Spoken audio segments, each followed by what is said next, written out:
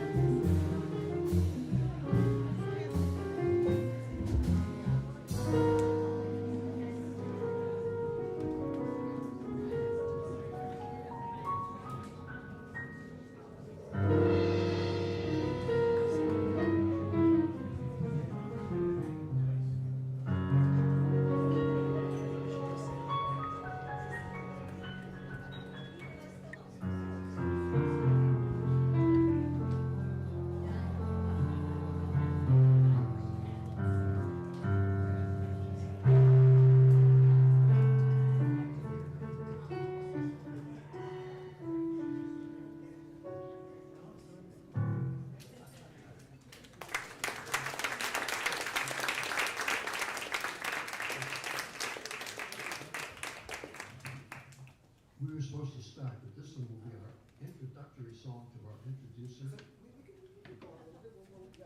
you still going? Okay. We have 7 more minutes, so please go back to your conversation. When we played in 1956, no one really listened, but they sort of did for 1/4 of 1 year. And we were all used to that. And Jackie Beyer, the great pianist, when he would play for Village Gate, he used to say, "Ladies and gentlemen, thank you for letting me practice." So you have a First Amendment right to have a good time, because back in when we did this stuff with Jack, the band always outnumbered the audience, and we always had a good time anyway, and nobody was paying attention, so that's cool too.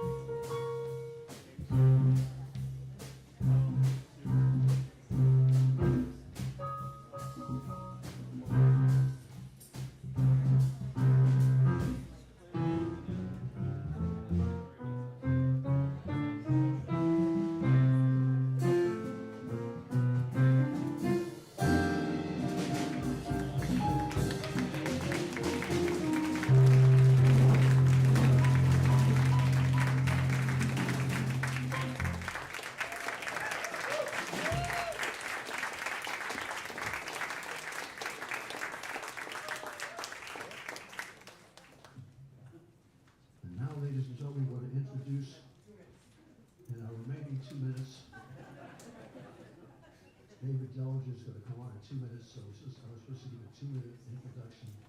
At the end of the act, I'll do it beforehand, since other people who don't hear this will phone it in. Just want to thank all of you in the remaining minute and 45 seconds for coming here. And thank you for being here. Just say when I met Jack in 1956 at a Bring Your Own Bottle party, he had Town of the City, a wonderful book, which later was criticized for being a knockoff of Thomas Wolfe. After he got famous, no one could believe he wrote such a good book to begin with. And we were to Bring Your Own Bottle party. He handed me 2 pieces of paper dressed up in a plaid shirt, looking like a Canadian lumberjack out of work at the moment, and said, "Play for me." Then he took the paper back before I could see what it was, and he began to read. And I had just finished playing with Charles Mingus, and I had no idea what he was doing, but it just felt so good. And I didn't know if he was freestyling or if he was reading something by Richard Hugo or Gregory Corso or himself, but it was beautiful. And then he ran off dancing with someone, and I ran around and kept meeting him and bumping into him. And then I finally found out his name, and he said he was a writer, and I told him I was a classical composer and a jazz musician, which is even more hopeless at that time. And we became friends, and then we started doing him reading anything or making up something, and I accompanying him. And we did that for months at different people's parties or abandoned Burger King at 3 in the morning when they were called something else. And we had a good time until we were told to knock it off. And eventually they decided to have a formal jazz poetry reading. We went around the coffee houses, about 30 people showed up. And then the Circle in the Square Theater asked us to do something, and suddenly, jazz poetry. And because he'd written an amazingly good book, which the Third String Critic gave a phenomenal review to jazz, called On the Road, and suddenly he was a famous person overnight, but he did not wear a tweed coat with patches on his sleeve, have a fake English accent, and start snubbing everybody, becoming a tenured professor at university, having a nervous breakdown, and portraying his role in his newfound class, which he didn't want to be part of in the first place, and remained himself, true to himself, which of course is a fatal thing to do if you're in a certain way of thinking about what you're supposed to do in life. So a year later, he committed the greatest crime you can in America. He fell out of fashion. And most of the people who jumped on that gravy train jumped off of it. But the word Beat Generation became a morbid, disgusting, depressing, anti-human, unliterary, unmusical, moronic, slovetissimo state to allow all people who despised art and artists to feel comfortable by having a slot, a special outhouse that we were provided to lump people together so that they could be in a miserable state. So this is the first time in this festival in 65 years where Jack has been honored as an artist. He used to always say, "I'm an author. Why don't they read my books? I'm an author." He had that Lowell accent. "I'm an author, Davey. I'm a writer." And now, a whole new generation who was never around in the 1940s when he wrote about On the Road from 47 to 49 are reading his books. And like Don Quixote, we don't joust with windmills anymore, but Don Quixote and Sancho Panza are still current, still relevant, because they're great stories by a great writer. And Jack is the same way. It's so nice that in 2022, this is a chance to acknowledge him. And also, the final thing, he called me up one night and he said, "Man, you won't believe it. Charles Lawton, the great English actor, was reading my book, The Lonesome Traveler, and I heard him on the radio." So it's not necessary to have someone who never learned how to speak trippingly on the tongue, as Shakespeare said, to be able to do his stuff. You don't have to mumble, scream, and foam at the mouth. So you'll notice that when these readers are reading, they're all great actors. They're artists themselves, and they're recreating Jack's words on paper and making them alive. Shakespeare, as you know, and I worked for Shakespeare in Park for 12 years, wrote on the paper, "To be or not to be, that's the question." However, there's a much better way of doing it, And it takes a great actors, to make that come alive. Every actor does it differently, and they're all beautiful because they're personal. It's the same thing with composing music, and it's the same thing with writing a book.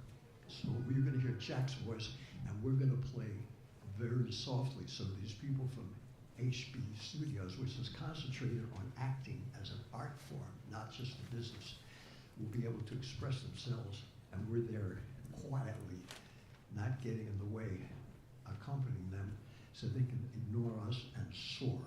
So thank you for coming, and I think that's more than 2 minutes. Now, David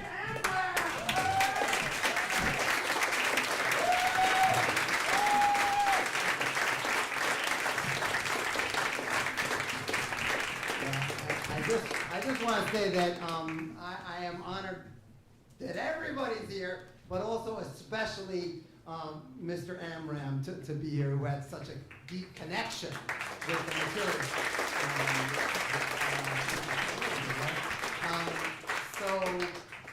I'm David as well. I'm David Devlinger, and I actually was thinking I would start by sharing just a little bit about why, when I was asked to put together a reading of this book, I was like, yes!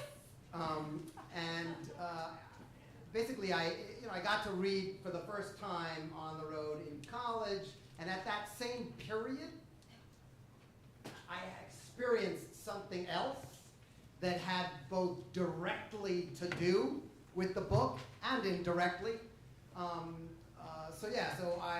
In college, I had a large Jew fro, like horizontally, and I also had this roommate named Neil who was obsessed with, specifically, he was obsessed with looking for, finding, and trying LSD.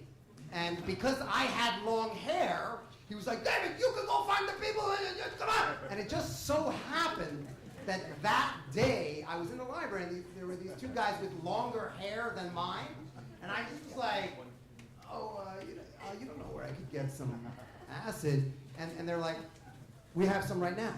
You want to buy it?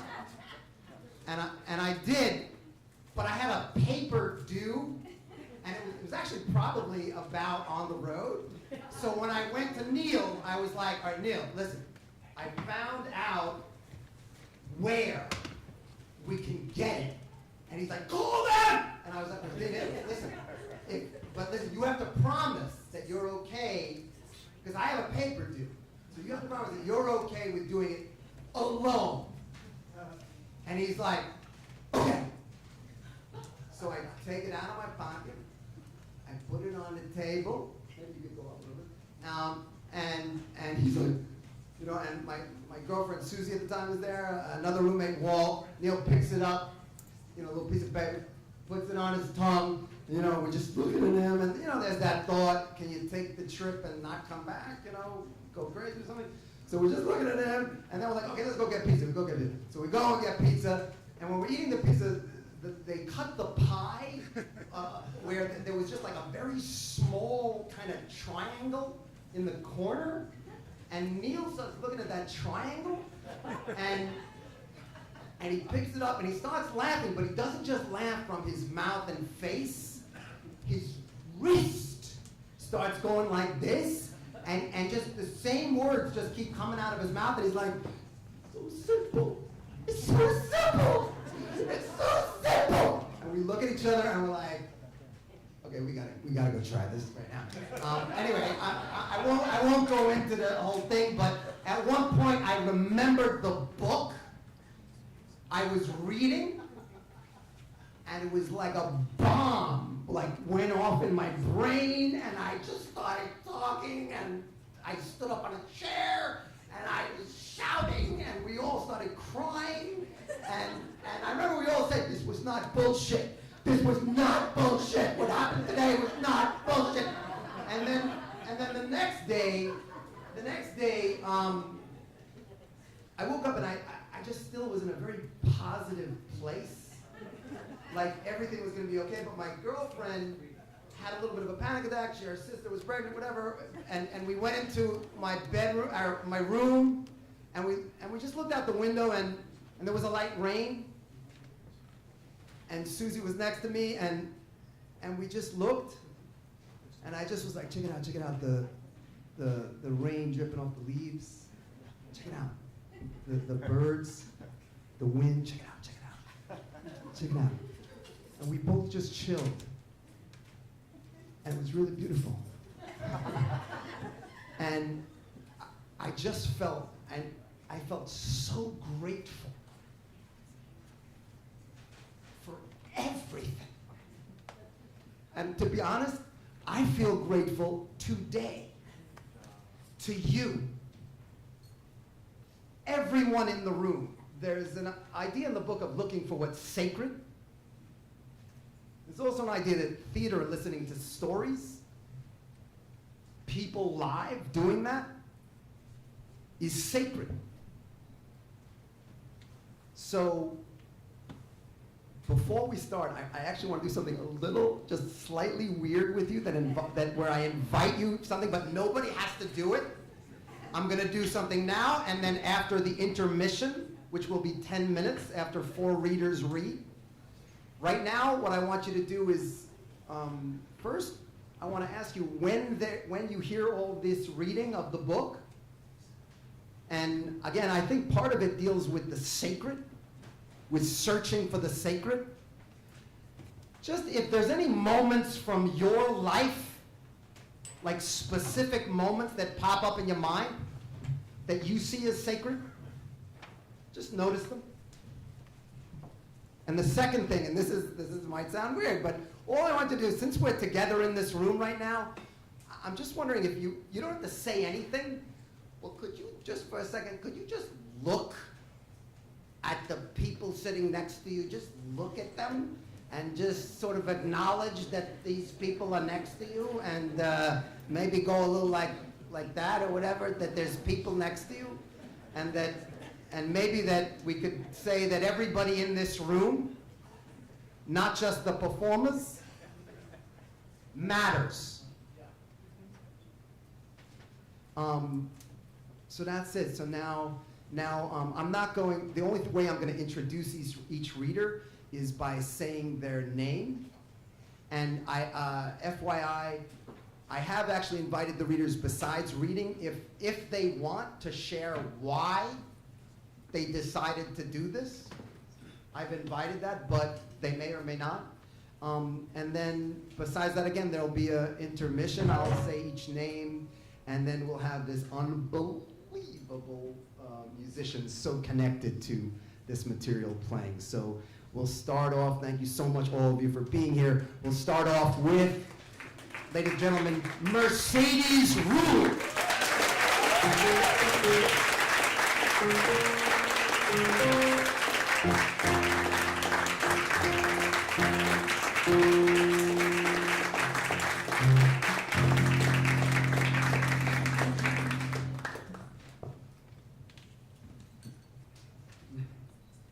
I'm going to read now, talk later.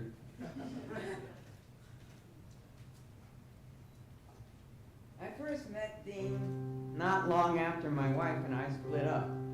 I had just gotten over a serious illness that I won't bother to talk about, except that it had something to do with the miserably weary split up and my feeling that everything was dead. With the coming of Dean Moriarty began a part of my life that you could call my life on the road. Before this, I'd often dreamed of going west to see the country, always vaguely planning and never taking off. Dean is the perfect guy for the road because he actually was born on the road when his parents were passing through Salt Lake City in 1926 in a jalopy on their way to Los Angeles. First reports of him came to me through Chad King, who'd shown me a few letters from him written in a New Mexico reform school.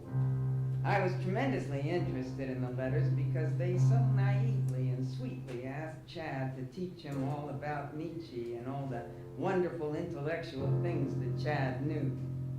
At one point, Carlo and I talked about the letters and wondered if we would ever meet the strange Dean Moriarty. This is all far back, when Dean was not the way he is today, when he was a young jail kid, shrouded in mystery. Then came the news that Dean was out of reform school and was heading to New York for the first time. Also, there was talk that he had just married a girl called Mary Lou. One day, I was hanging out around the campus and Chad and Tim Gray told me that Dean was staying at a cold water pad in East Harlem, the Spanish Harlem. Dean had arrived the night before, the first time in New York, with his beautiful little sharp chick Mary Lou. They got off the Greyhound bus at 50th Street and cut around the corner looking for a place to eat and went right into Hector's. And since then, Hector's Cafeteria has always been a big symbol of New York for Dean. They spent money on big, beautiful glazed cakes and cream puffs. All this time, Dean was telling Mary Lou things like, "Now, darling, here we are in New York, and although I haven't quite told you everything that I was thinking about when we crossed Missouri, especially at the point where we passed Boonville Reformatory, which reminded me of my jail problem, it is absolutely necessary now to postpone all those leftover things concerning our personal love things, and at once begin thinking of specific work-life plans," and so on and so forth, in the way that he had in those days. I went to the cold water flat with the boys, and Dean came to the door in his shorts. Mary Lou was jumping off the couch. Dean probably, dispatched the other occupant of the apartment to the kitchen, probably to make coffee, while he proceeded with his love problems, for to him, sex was the one and only holy and important thing in life, although he had to sweat and curse to make a living and so on and so forth. You saw that in the way he stood, bobbing his head, always looking down, nodding like a young boxer to instructions to make you think he was listening to every word, throwing in 1,000 yeses and that's right. And my first impression of Dean was of a young Gene Autry, trim, thin-hipped, blue-eyed, with a real Oklahoma accent, a side-burned hero of the snowy West. In fact, he had just been working on a ranch, Ed Walls, in Colorado, before marrying Mary Lou and coming east. Mary Lou was a pretty blonde with immense ringlets of hair like a sea of golden tresses. She sat there on the edge of the couch with her hands hanging in her lap and her smoky blue country eyes fixed in a wide stare, because she was in an evil gray New York pad that she'd heard about back west, and waiting like a long-bodied, emaciated, Modigliani surrealistic woman in a serious room. But outside of being a sweet little girl, she was awfully dumb and capable of doing horrible things. That night, we all drank beer and pulled wrists and talked till dawn, and in the morning, while we sat around dumbly smoking butts out of ashtrays in the gray light of a gloomy day, Dean got nervously. He got up and paced around thinking and decided the thing to do was to have Mary Lou make breakfast and sweep the floor. In other words, we gotta get on the ball, darling. I'm saying otherwise we'll be fluctuating and lack the true knowledge or crystallization of our plans. Then I went away. During the following week, he confided in Chad King that he absolutely had to learn how to write from him. And Chad said I was the one that he should come to for advice, for writing advice. Meanwhile, Dean had gotten a job in a parking lot, had a fight with Mary Lou in their Hoboken apartment, God knows why they went there, and she was so mad and so deep down vindictive that she reported to the police some false, trumped-up, hysterical, crazy charge, and Dean had to lam it out of Hoboken. So, he had no place to live, came right out to Paterson, New Jersey, where I was living with my aunt, and this was one night when I was studying. There was a knock at the door, and there was Dean, bowing and shuffling obsequiously in the dark hall and saying, "Hello, you remember me, Dean Moriarty? I've come to ask you to show me how to write." And where's Mary Lou, I asked, and Dean said she apparently hoarded a few dollars together and got back to Denver, the whore. So, we went out to have a few beers because we couldn't talk like we wanted to talk in front of my aunt, who sat in the living room reading her paper. She took one look at Dean and decided that he was a madman. In the bar, I told Dean, hell, man, I know very well you didn't come here only to learn to be a writer, and after all, what do I really know about it except you gotta stick to it with all the energy of a Benny addict? And he said, yeah, of course, I know exactly what you mean. And in fact, all those problems have occurred to me. But the thing that I want is the realization of some factors that should, one, depend on Schopenhauer's dichotomy for any inwardly realized, and so on. So on in that way, things I understood and I read, and he himself didn't. In those days, he really didn't know what he was talking about. That is to say, he was a young jail kid all hung up on the wonderful possibilities of becoming a real intellectual, and he liked to talk in the tone and using the words, but in a jumbled way that he had heard from real intellectuals. Although, mind you, he wasn't so naive that in all the other things, and it took him a few months with Karl Marx to become completely in there with all the terms and the jargon. Nevertheless, we understood each other on other levels of madness, and I agreed that he could stay in my house till he found a job, and furthermore, we agreed to go west sometime. That was in the winter of 1947. One night, when Dean ate supper at my house, he already had the parking lot job in New York. He leaned over my shoulder as I typed rapidly away and said, "Come on, man, those girls won't wait, make it fast." And I said, "Hold on just a minute. I'll be right with you as soon as I finish this chapter." And it was one of the best chapters in the book. And then I dressed, and off we went to New York to meet some girls. As we rode in the bus in the weird phosphorescent void of the Lincoln Tunnel, we leaned on each other with fingers waving and yelled and talked excitedly, and I was beginning to get the bug like Dean. He was simply a youth, tremendously excited with life. And though he was a con man, he was really only conning because he wanted so much to live and get involved with people who would otherwise pay no attention to him. He was conning me, and I knew it, for the room and the board and the how to write, etc. And he knew I knew it.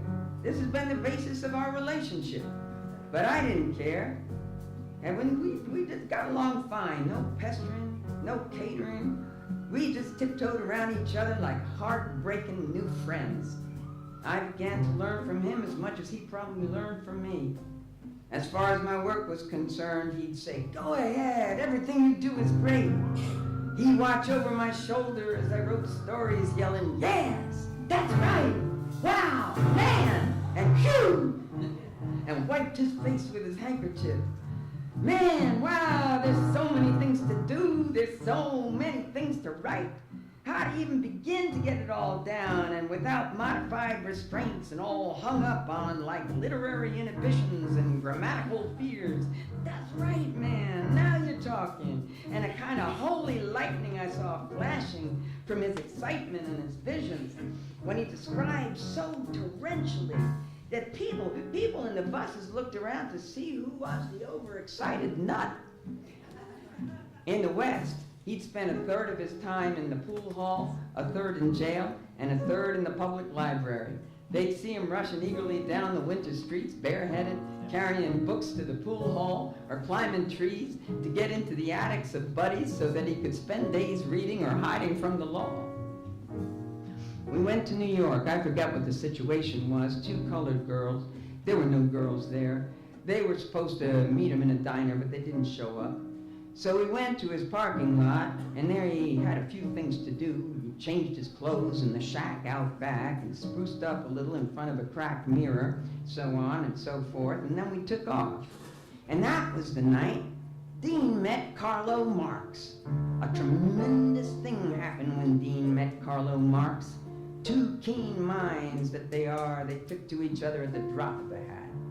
2 piercing eyes glancing into two other piercing eyes, the holy con man with the shining mind and the sorrowful poetic con man with the dark mind that is Carlo Marx. From that moment on, I saw very little of Dean, and I was a little sorry too. Their energies met head on. I was a lout compared. I couldn't keep up with them. The whole mad swirl of everything that was to come began right then. It would mix up all my friends and all I had a family in a big dust cloud over the American night. Carlo told him of old Bull Lee, Elmer Hassel, Jane, Lee in Texas growing weed, Hassel on Rikers Island, Jane wandering on Times Square in a Benzedrine hallucination with her baby girl in her arms ending up in Bellevue. And Dean told Carlo of unknown people in the West like Tommy Snark, the club-footed pool hall rotation shark and card player and queer saint. He told him of Roy Johnson, Big Ed Dunkel, his boyhood buddies, his street buddies, his innumerable girls and sex parties and pornographic pictures, his heroes, heroines, adventures. They rushed down the street together, taking everything in the early way they had, which later became so much sadder and perceptive and blank.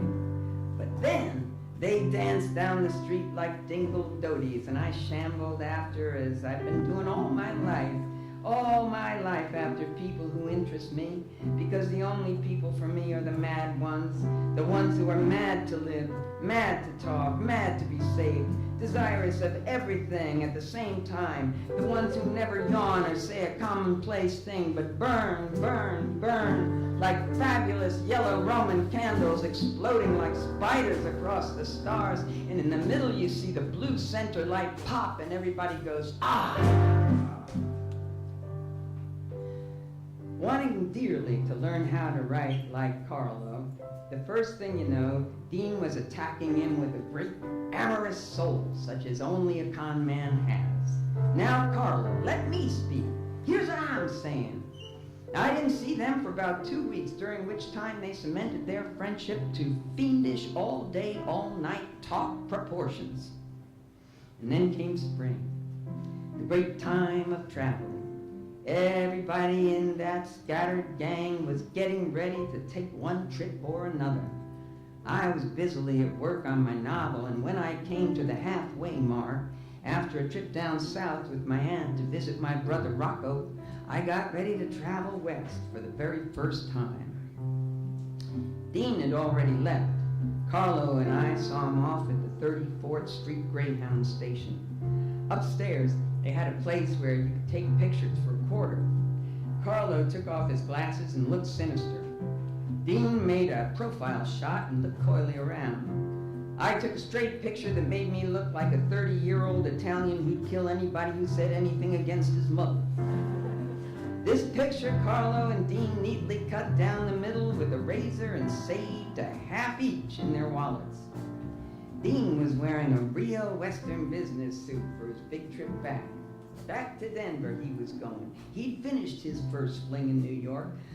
I say fling, but he only worked like a dog in parking lots. The most fantastic parking lot attendant in the world.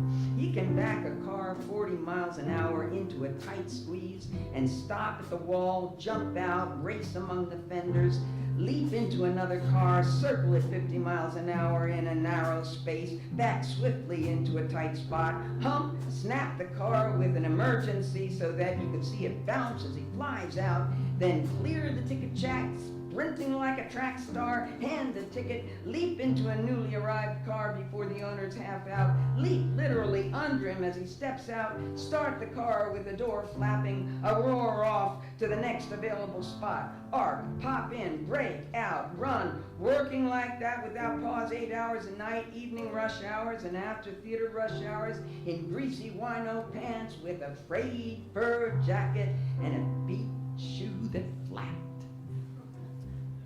Now, he bought a new suit. New suit to go back in. Blue with pencil stripes. A vest and all. $11 on 3rd Avenue. With a watch and a watch chain and a portable typewriter. with which he was going to start writing in a Denver rooming house as soon as he got a job there. We had farewell meal of franks and beans in a 7th Avenue Rikers, and then Dean got on the bus that said Chicago and roared off into the night. There went our Wrangler. I promised myself to go the same way when spring really bloomed and opened up the land. And this was really the way that my whole road experience began. And things that were to come are too fantastic not to tell. Yes, and it wasn't only because I was a writer and needed new experiences that I wanted to know Dean more, and because my life hanging around the campus had reached the completion of its cycle and was stultified, but because somehow, in spite of our difference in character, he reminded me of some long-lost brother. The sight of his suffering, bony face with long sideburns and his straining, muscular, sweating neck made me remember my boyhood in those die-dumps and swing holes and riversides and Patterson and in the Passaic. His dirty work clothes clung to him so gracefully as though you couldn't buy a better outfit from a custom tailor, but only earn it from the natural tailor of natural joys, as Dean had in all his stresses. And in his excited way of speaking, I heard again the voices of old companions and brothers under the bridge, among the motorcycles along the wash line neighborhood, and drowsy doorsteps of afternoons where boys played guitars and their older brothers worked in the mills. All my other current friends were intellectuals. Chad, the Nietzschean anthropologist, Carlo Marx in his nutty, surrealist, low-voiced, serious, staring talk, Old Bull Lee in his critical, anti-everything drawl, or else they were slinking criminals like Elmer Hassel with that hip smear, Jane Lee with the same, sprawled out on the oriental cover of her couch, sniffing at a New Yorker. But Dean's intelligence was every bit as formal and shining and complete, without the tedious intellectualness. His criminality was not something that sulked and sneered. It was a wild, yay-saying overburst of American joy. It was Western. It was the West Wind, an ode from the plains, something new, long prophesied, long a-coming. He only stole cars for joyrides. Besides, all my New York friends were in the negative, nightmare position of putting down society and giving them tired, bookish, and political and psychological reasons. But Dean just raced in society, eager for bread and love. He didn't care one way or the other, so long as I can get that little old gal with that little something down there between her legs, boy. And so long as we can eat, son, you hear me? I'm hungry, I'm starving, let's eat right now. And off we would rush to eat, whereof, as it saith in Ecclesiastes, it is your portion under the sun. Western kinsman, Dean.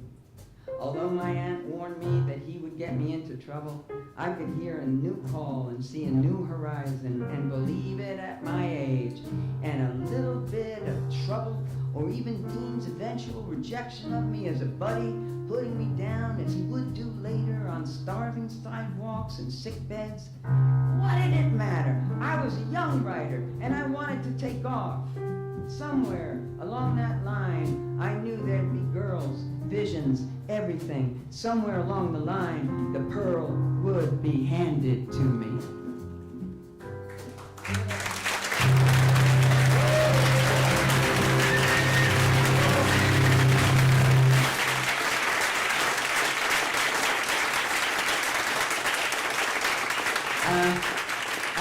I tried to get some of the enthusiasm that I felt when I first read this at 20.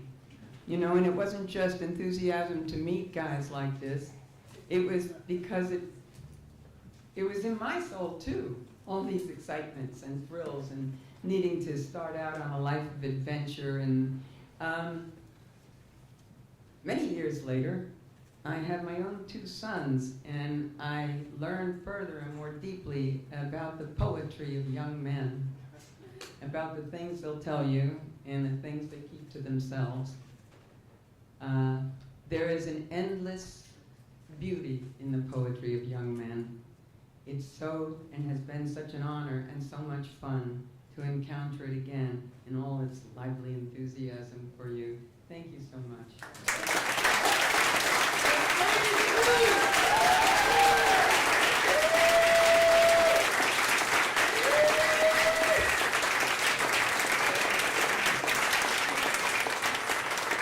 Without further ado, Jose Rivera!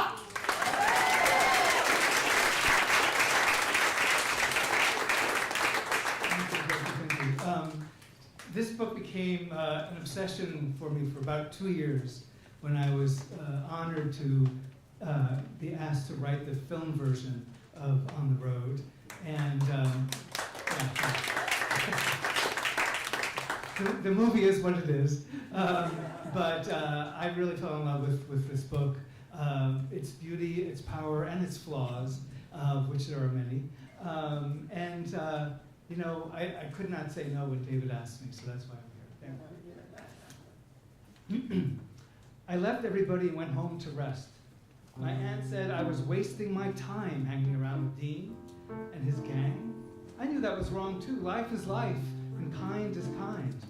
What I wanted was to take one more magnificent trip to the West and get back in time for the spring semester at school. And what a trip it turned out to be. I only went along for the ride to see what else Dean was going to do. And finally, also knowing Dean would go back to Camille in Frisco, I wanted to have an affair with Mary Lou. We got ready to cross the groaning continent again. I drew my GI check and gave Dean $18 to mail to his wife. She was waiting for him to come home, and she was broke. What was on Mary Lou's mind, I don't know. Ed Dunkel as ever just followed. There were long, funny days spent in Carlo's apartment before we left. He went around in his bathrobe and made semi-ironical speeches. Now, I'm not going to take your hinty sweets away from you, but it seems to me the time has come to decide what you are and what you're going to do. Carlo was working as a typist in an office. I want to know what all this sitting around this house all day is intended to mean, what all this talk is, and what you propose to do. Dean, why did you leave Camille and pick up Mary Lou? No answer, giggles. Mary Lou, why are you traveling around the country with this, like this, and what are your womanly intentions concerning the shroud? Same answer. Ed Dunkel, why did you abandon your new wife in Tucson, and what are you doing sitting here on your big fat ass? Where's your home? What's your job? Ed Dunkel bowed his head in genuine bewilderment. Sal, how comes it you've fallen on such sloppy days? And what have you done with Lucille? He adjusted his bathrobe and sat facing us. The days of wrath are yet to come, he said. The balloon won't sustain you much longer. And not only that, but it's an abstract balloon. You'll all go flying to the West Coast and come staggering back in search of your stone. In those days, Carlo had developed a tone of voice, which he had hoped sounded like what he called the voice of the rock. The whole idea was to stun people into the realization of the rock. You pin a dragon on your hats, he warned us. You're up in the attic with the bats. His mad eyes glittered at us. Since the Dakar doldrums, or the Harlem doldrums, when he lived in Harlem in midsummer, and that night woke up in his lonely room and heard the great machine descending from the sky. And when he walked on 125th Street underwater with all the other fish, it was a riot of radiant ideas that had come in to enlighten his brain. He made Mary Lou sit on his lap and commanded her to subside. He told Dean, why don't you just sit down and relax? Why do you jump around so much? Dean ran around putting sugar in his coffee and saying, yes, yes, yes. At night, Ed Dunkel slept on the floor on cushions. Dean and Mary Lou pushed Carlo out of the bed, and Carlo sat up in the kitchen over his kidney stew, mumbling the predictions of the rock. I came in dazed and watched everything. Ed Dunkel said to me, last night, I walked clear down to Times Square, and just as I arrived, I suddenly realized I was a ghost. It was my ghost walking on the sidewalk. He said these things to me without comment, nodding his head empathically. 10 hours later, in the midst of someone else's conversation, Ed Dunkel would say, "Yup, it was my ghost walking on the sidewalk." Suddenly, Dean leaned into me earnestly and said, "Sal, I have something to ask of you, very important to me. I wonder how you'll take it. We're buddies, right?" "Sure are, Dean." He almost blushed. Finally, he came out, and he said he wanted me to work Mary Lou. I didn't ask him why, because I knew he wanted to see what Mary Lou was like with another man. We were sitting at Ritzy's bar when he proposed the idea. We spent an hour walking Times Square looking for hassle. Ritzy's bar is the hoodlum bar of the streets around Times Square. It changes names every year.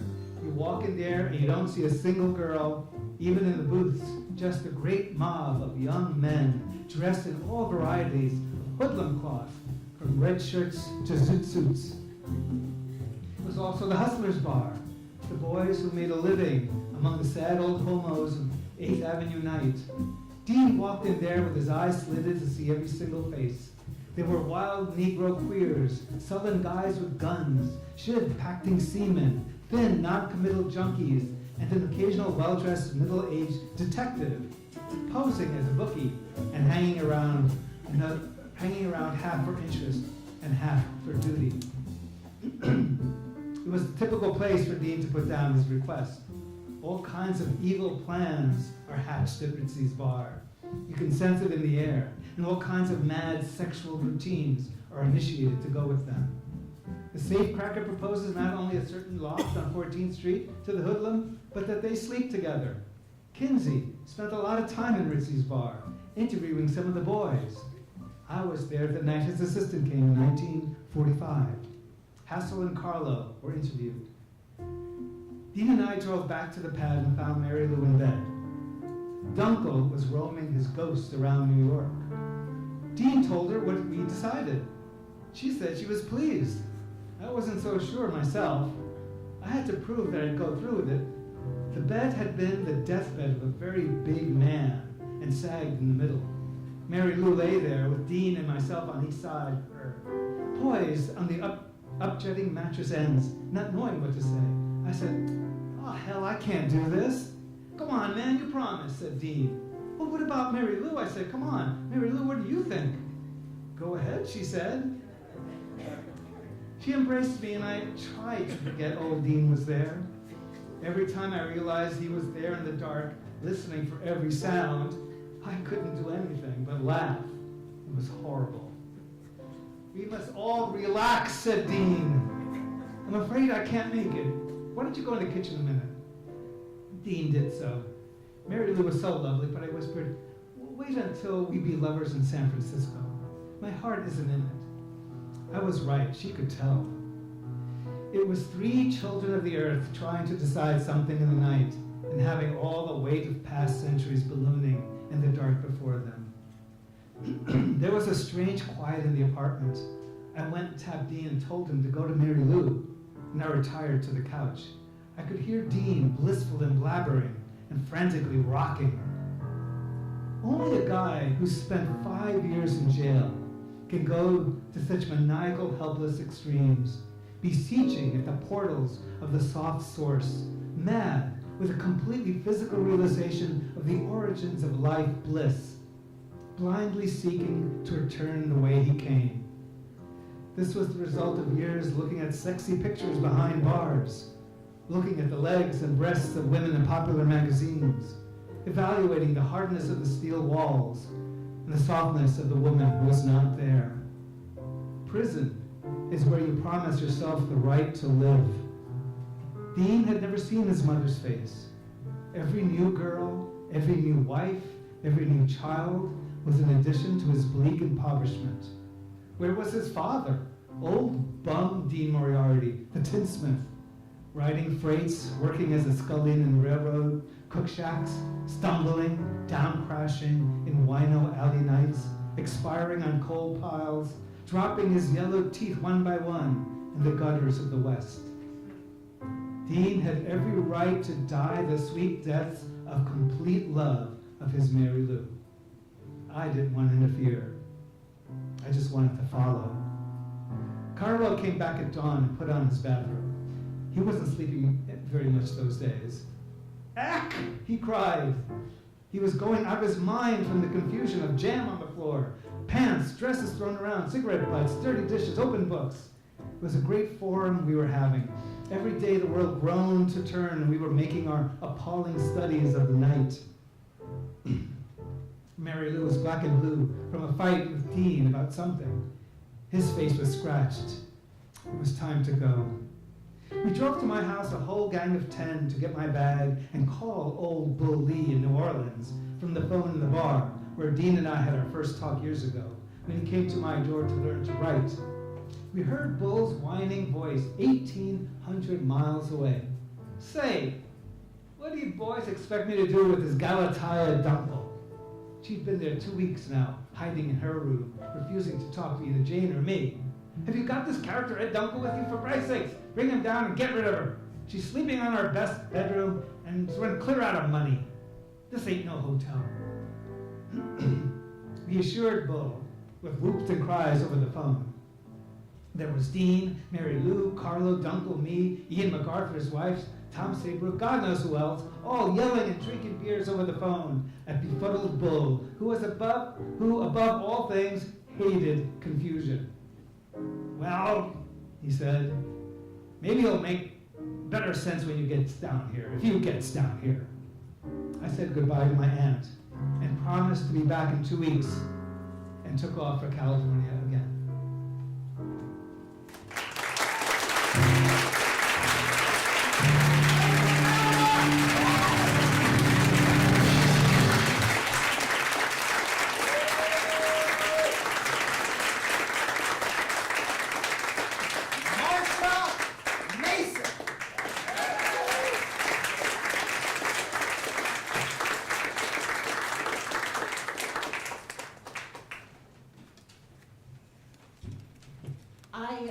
I knew about this book for years, and I had never read it.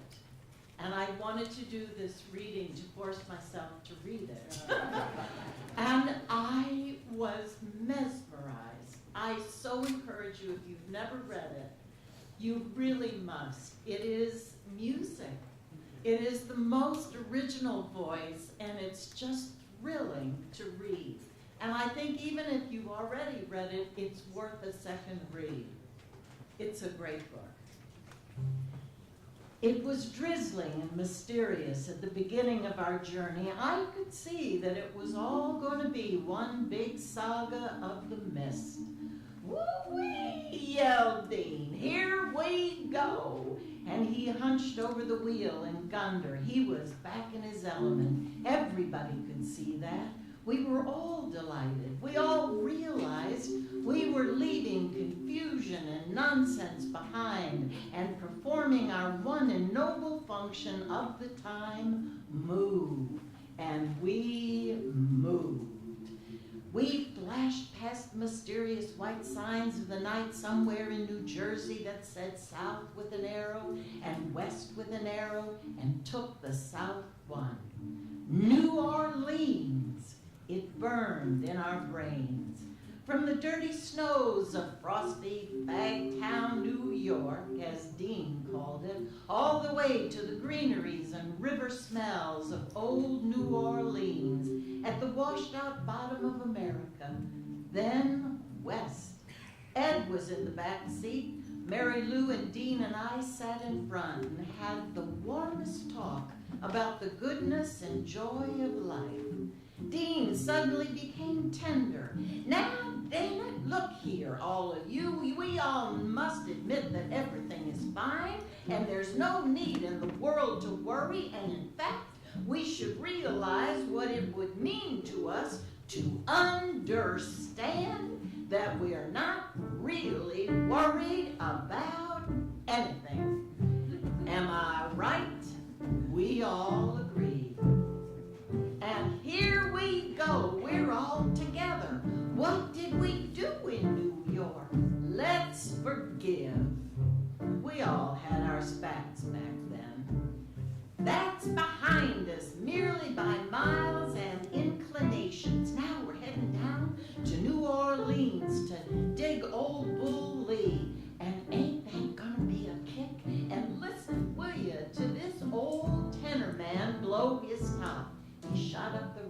volume till the car shuddered, and listen to him till the story and put down true relaxation and knowledge. We all jumped to the music and grieved. The purity of the road, the white line in the middle of the highway unrolled and hugged our left front tire as if glued to our groove. Dean hunched his muscular neck, t-shirted in the winter night, and blasted the car along. He insisted I drive through Baltimore for traffic practice. That was all right, except he and Mary Lou insisted on steering while they kissed and fooled around.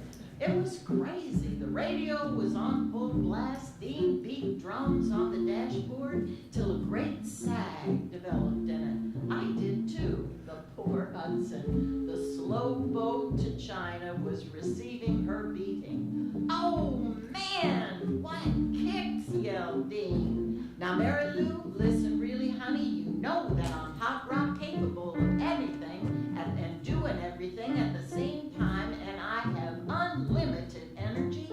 Now in San Francisco, we must go on living together. I know just the place for you.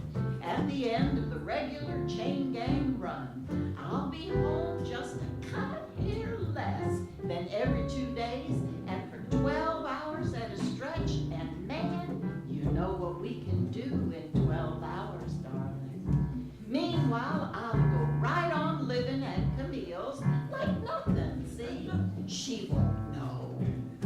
We can work it. We've done it before. Well, it was all right with Mary Lou. She was really out for Camille's scalp.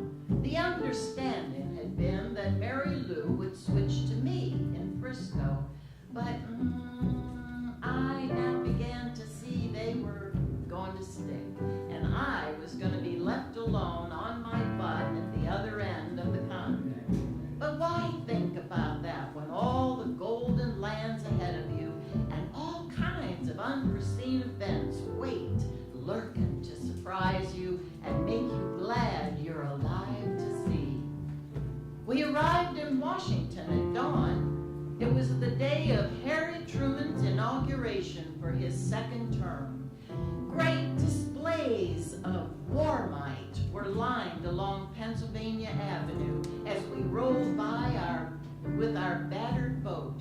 There were B-59s, PT boats, artillery, all kinds of war material that looked murderous in the snowy grass. The last thing was a regular, small, ordinary lifeboat that looked pitiful and foolish. Dean slowed down to look at it. He kept shaking his head in awe. What are these people up to? Harry's sleeping somewhere in this town, good old Harry, man from Missouri as I am. Why, that must be his own boat.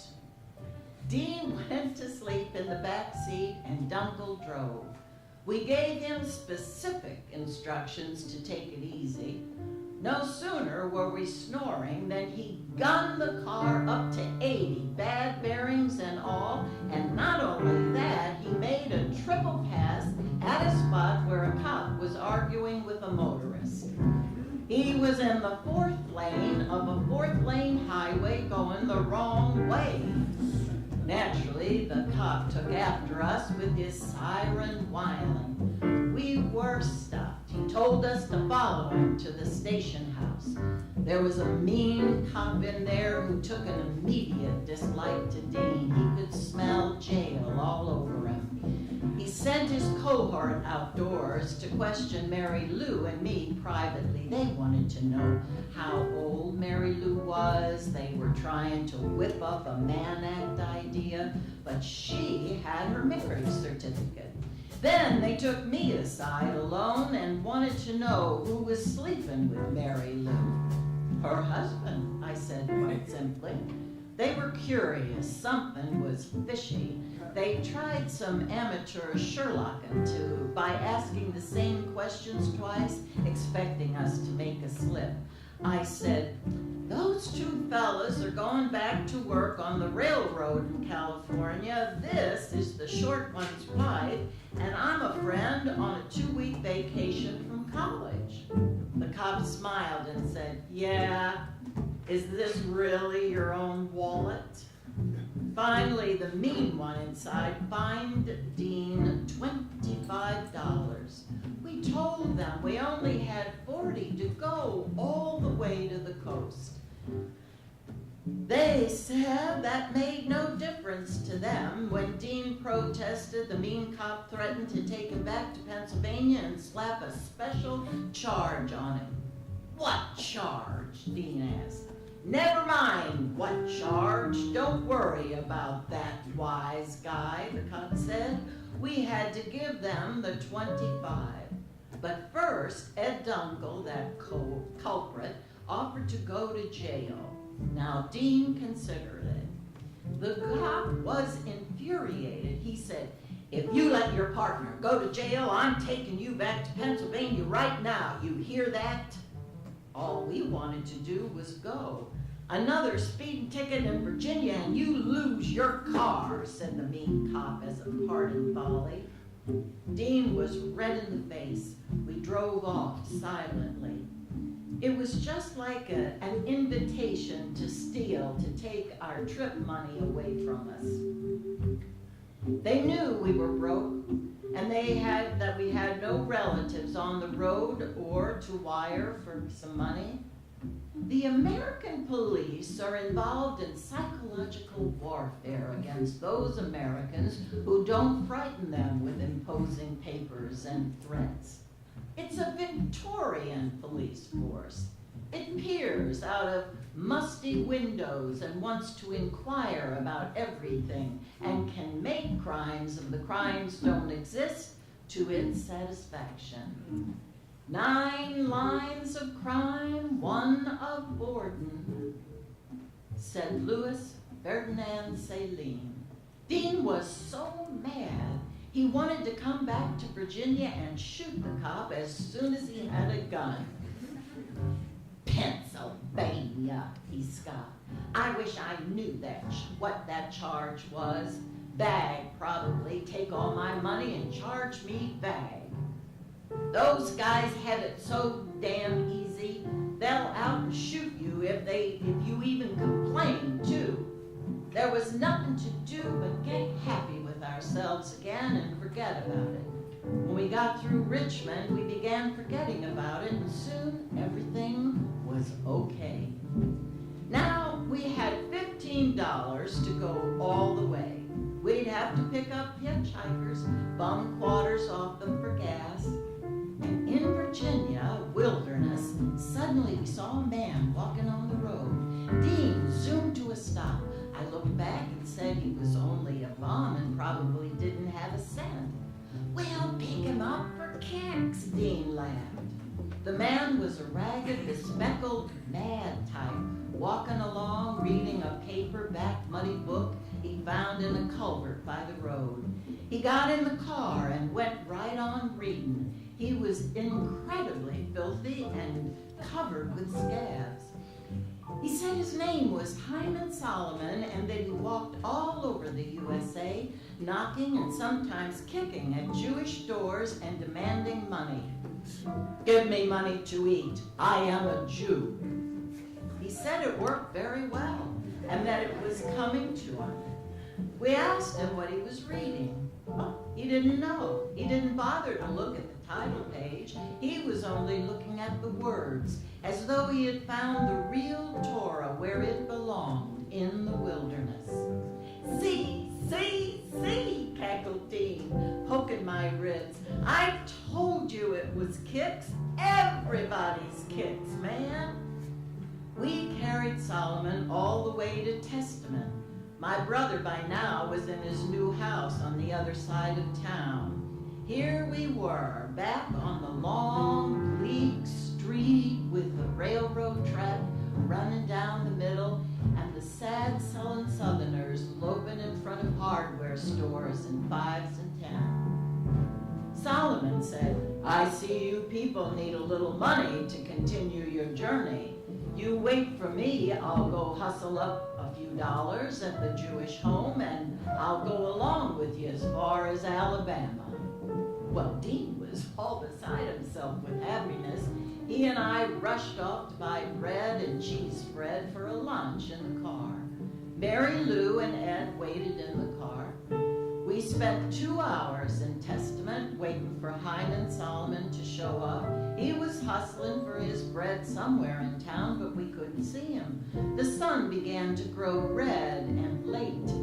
Solomon never showed up, so we roared out of Testament. Now you see, Sal, God does exist because we keep getting hung up with this town, no matter what we try to do. And you'll notice the strange biblical name of it and that strange biblical character who made us stop here once more, and all things tied together all over like rain, connecting everybody the world over by chain touch. Dean rattled on like this. He was overjoyed and exuberant. He and I suddenly saw the whole country like an oyster for us to open, and the pearl was there. The pearl was there. Off we roared south. We picked up another hitchhiker. This was a sad young kid who said he had an aunt who owned a grocery store in Dunn, North Carolina, right outside Fayetteville. When we get there, can you bum a buck off her? Right, fine, let's go, said Dean. We were in Dunn in an hour at dusk. We drove to where the kid said his aunt had the grocery store. It was a sad little street that dead-ended at a factory wall. There was a grocery store, but there was no aunt. We wondered what the kid was talking about. We asked him how far he was going. He said he didn't know. It was a big hoax. Once upon a time, in some lost back alley adventure, he had seen the grocery store in Dunn, and it was the first story that popped into his disordered, feverish mind. We bought him a hot dog, but Dean said we couldn't take him along because we needed room to sleep and room for hitchhikers who could buy a little gas. This was sad, but true. We left him in Dunn at nightfall. I drove through South Carolina and beyond Macon, Georgia, as Dean, Mary Lou, and Ed slept. All alone in the night, I had my own thoughts and held the car to the white line in the holy road. What was I doing? Where am I going? Well, I'd soon find out. I got dog-tired beyond Macon and woke up Dean to resume. We got out of the car for air, and suddenly, both of us were stoned with joy to realize that in the darkness all around us was fragrant green grass and the smell of fresh manure and warm waters. We're in the South! We've left the winter! Faint daybreak illuminated green shoots by the side of the road. I took a deep breath. A locomotive howled across the darkness, Mobile bound. So were we.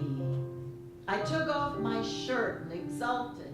10 miles down the road, Dean drove into a filling station with the motor off, noticed that the attendant was fast asleep at the desk, jumped out, quietly filled the gas tank, saw to it the bell didn't ring, and rolled off like an Arab with a $5 tank full of gas for our pilgrimage. I slept and woke up to the crazy, exultant sounds of music and Dean and Mary Lou talking and the great green land rolling by. Where are we? Just past the tip of Florida, man. Flomaton, it's called, Florida. We were rolling down the coastal plain, and Mobile, up ahead, were great soaring billowing clouds of the Gulf of Mexico. It was only 32 hours since we'd said goodbye to everybody in the dirty snows of the north. We stopped at a gas station, and there Dean and Mary Lou played piggyback around the tanks, and Dunkel went inside, stole 3 packs of cigarettes without trying, we were fresh out, rolling into Mobile over the long tidal highway. We all took our winter clothes off and enjoyed the southern temperature. This was when Dean started telling his life story. And when, beyond Mobile, he came upon an obstruction of wrangling cars at a crossroads, and instead of slipping around them, just balled right through the driveway of the gas station and went right on without relaxing his steady Continental 70. We left gapping faces behind us. He went right on with his tale. I tell you, it's true. I started at 9 with a girl called Millie Mayfair in back of Old Rod's garage on Grant Avenue. Same street Carlo lived on in Denver. That's when my father was still working at the smithies a bit. I remember my aunt yelling out the window, "What are you doing down there in back of the garage?" Oh, honey Mary Lou, if I'd only known you then, wow. How sweet you must have been at 9. He tittered maniacally. He stuck his finger in her mouth and licked it. He took her hand and rubbed it all over himself. She just sat there, smiling serenely. Big, long Ed Dunkel sat looking out the window, talking to himself. Yes, sir, I thought I was that ghost that night. He was also wondering what Galatea Dunkel would say to him in New Orleans. Dean went on.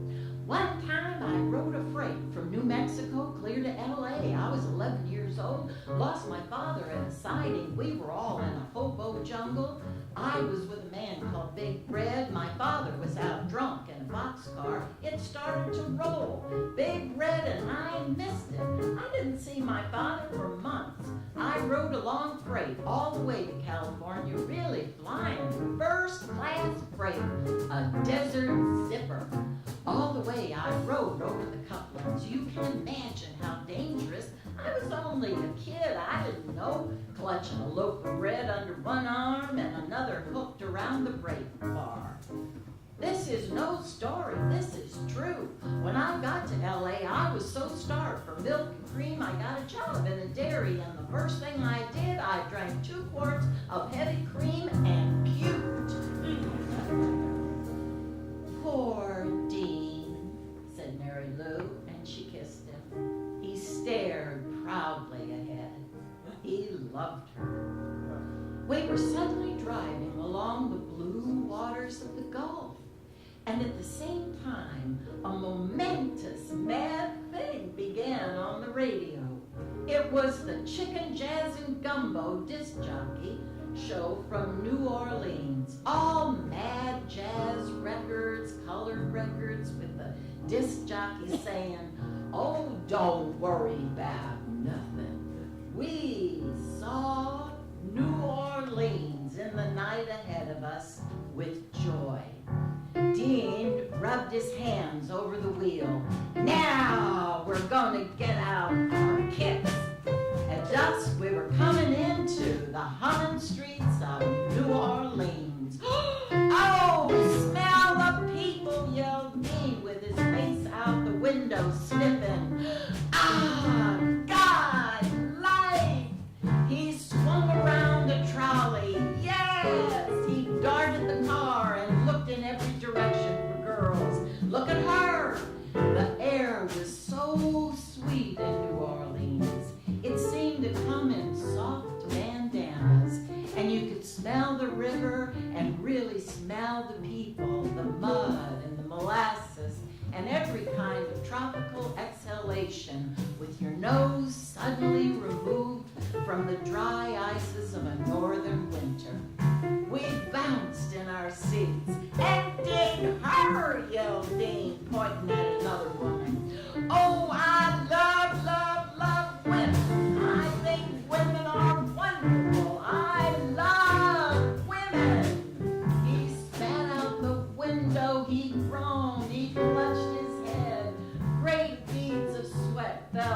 his forehead from pure excitement and exhaustion. We bounced the car up onto the Algiers ferry and found ourselves crossing the Mississippi River by boat.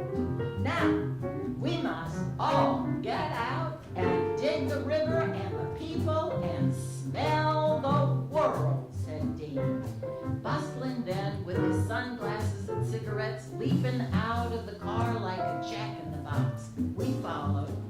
On rails we leaned and looked at the great brown father of water, rolling down from mid-America like the torrent of broken souls bearing Montana logs and Dakota muds and Iowa bales and things that had drowned in Three Forks where the secret began in ice. Smoky New Orleans. It receded on one side, old sleepy Algiers with its warped wood sides bumped us on the other. Negroes were working in the hot afternoon, stoking the very furnace that burned red and made our tires smell. Dean dug them, hopping up and down in the heat. He rushed around the deck and upstairs with his baggy pants hanging halfway down his belly. Suddenly, I saw him eagering on the flying bridge. I expected him to take off on wings. I heard his dad laugh all over the boat. Mary Lou was with him.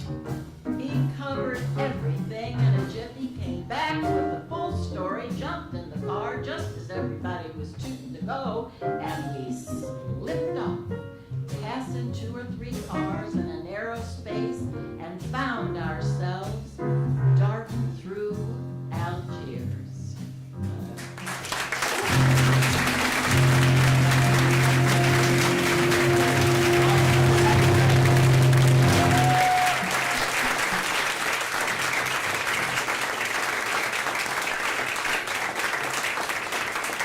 So we have one more reader, and then we're going to take this intermission, a 10-minute intermission. Yeah. So, ladies and gentlemen, Kevin Corrigan.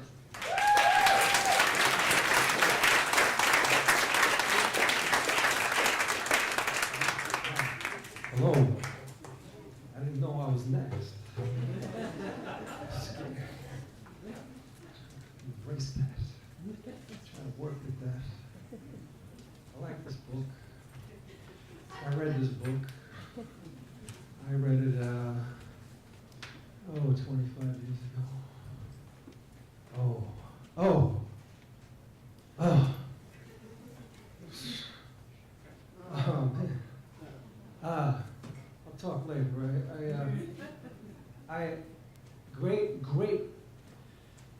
Great, beautiful clouds floated overhead, valley clouds that made you feel the vastness of old tumble-down holy America from mouth to mouth and tip to tip. All pep and juices with bull. So tell you about Dael's father. He was the funniest old man you ever saw in your life. He had paresis, which eats away the forepart of your brain. You get so that you're not responsible for anything that comes into your mind. He had a house in Texas and had carpenters working 24 hours a day, putting on new wings. He'd leap up in the middle of the night and say, "I want that goddamn wing, put it over there." The carpenters had to take everything down, start all over again. Come dawn, you'd see them hammering away at the new wing. Then the old man get bored with that and say, "God damn it, I want to go to Maine." And he'd get in his car, he'd drive off 100 miles an hour. Great showers of chicken feathers followed in his track for hundreds of miles. He'd stop his car in the middle of a Texas town, just to get out and buy some whiskey. Traffic would honk all around him. He'd come rushing out of the store yelling, "That's your goddamn noise, you bumped that bastard!" He lisps. When you have paresis, you lisp. You lisps. one night he came to my house in Cincinnati. He tooted the horn. He said, "Come on, let's go to Texas to see Dael." And he was going back from Maine. He claimed he bought a house. We wrote a story about him in college where you see this horrible shipwreck and people in the water clutching at the sides of the lifeboat. But the old man's in there with a machete, hacking at their fingers. "Get away, you bunch of bastards! From my goddamn boat!"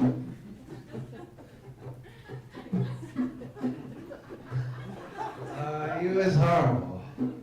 I could tell you stories about him all day.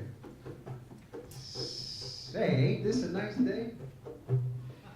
And it sure was. The soft breezes blew in from the levee. It was worth the whole trip. We went into the house after Bull to measure the wall for a shelf. He showed us the dining room table he built. It was made of wood 6 inches thick. "This is a table that'll last 1,000 years," said Bull, leaning his long, thin face at us maniacally. He banged on it. In the evenings, he sat at this table, picking at his food and throwing the bones to the cats. He had 7 cats. I love cats.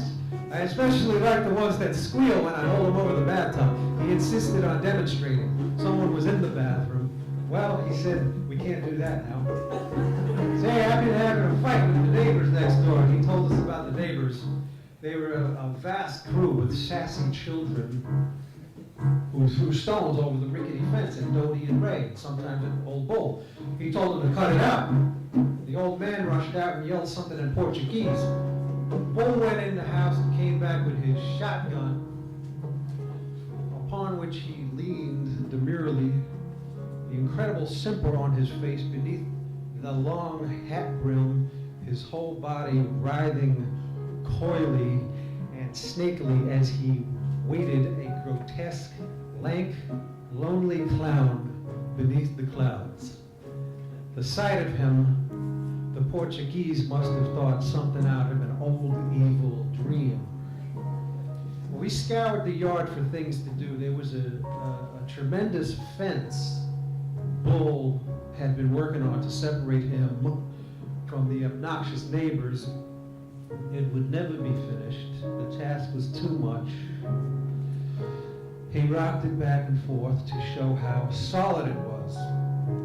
Suddenly he grew tired and quiet and went in the house. He disappeared in the bathroom for his pre-lunch fix. He came out, glassy-eyed and calm. He sat down under his burning lamp. The sunlight poked feebly behind the drawn shade. "Say, why don't you fellows try my organ accumulator? Put some juice in your bones. I always rush up and take off 90 miles an hour for the nearest whorehouse." That was his laugh. That was his laugh when he wasn't really laughing. The organ accumulator is an ordinary box big enough for a man to sit inside on a chair.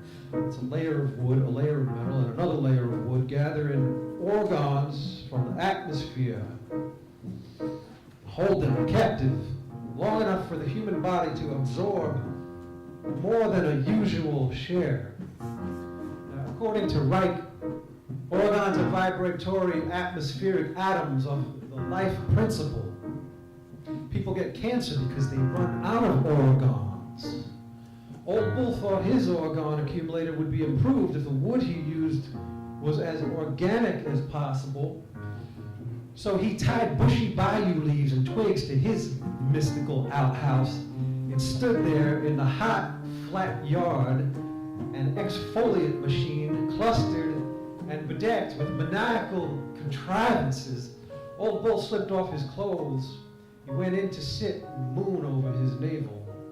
"Say, Sal, after lunch, let's you and me go play the horses over to the bookie joint in Greatna."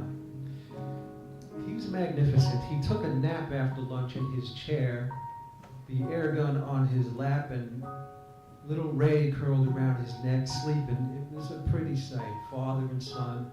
A father who would certainly never bore his son when it came to finding things to do and talk about. He woke up with a start and stared at me.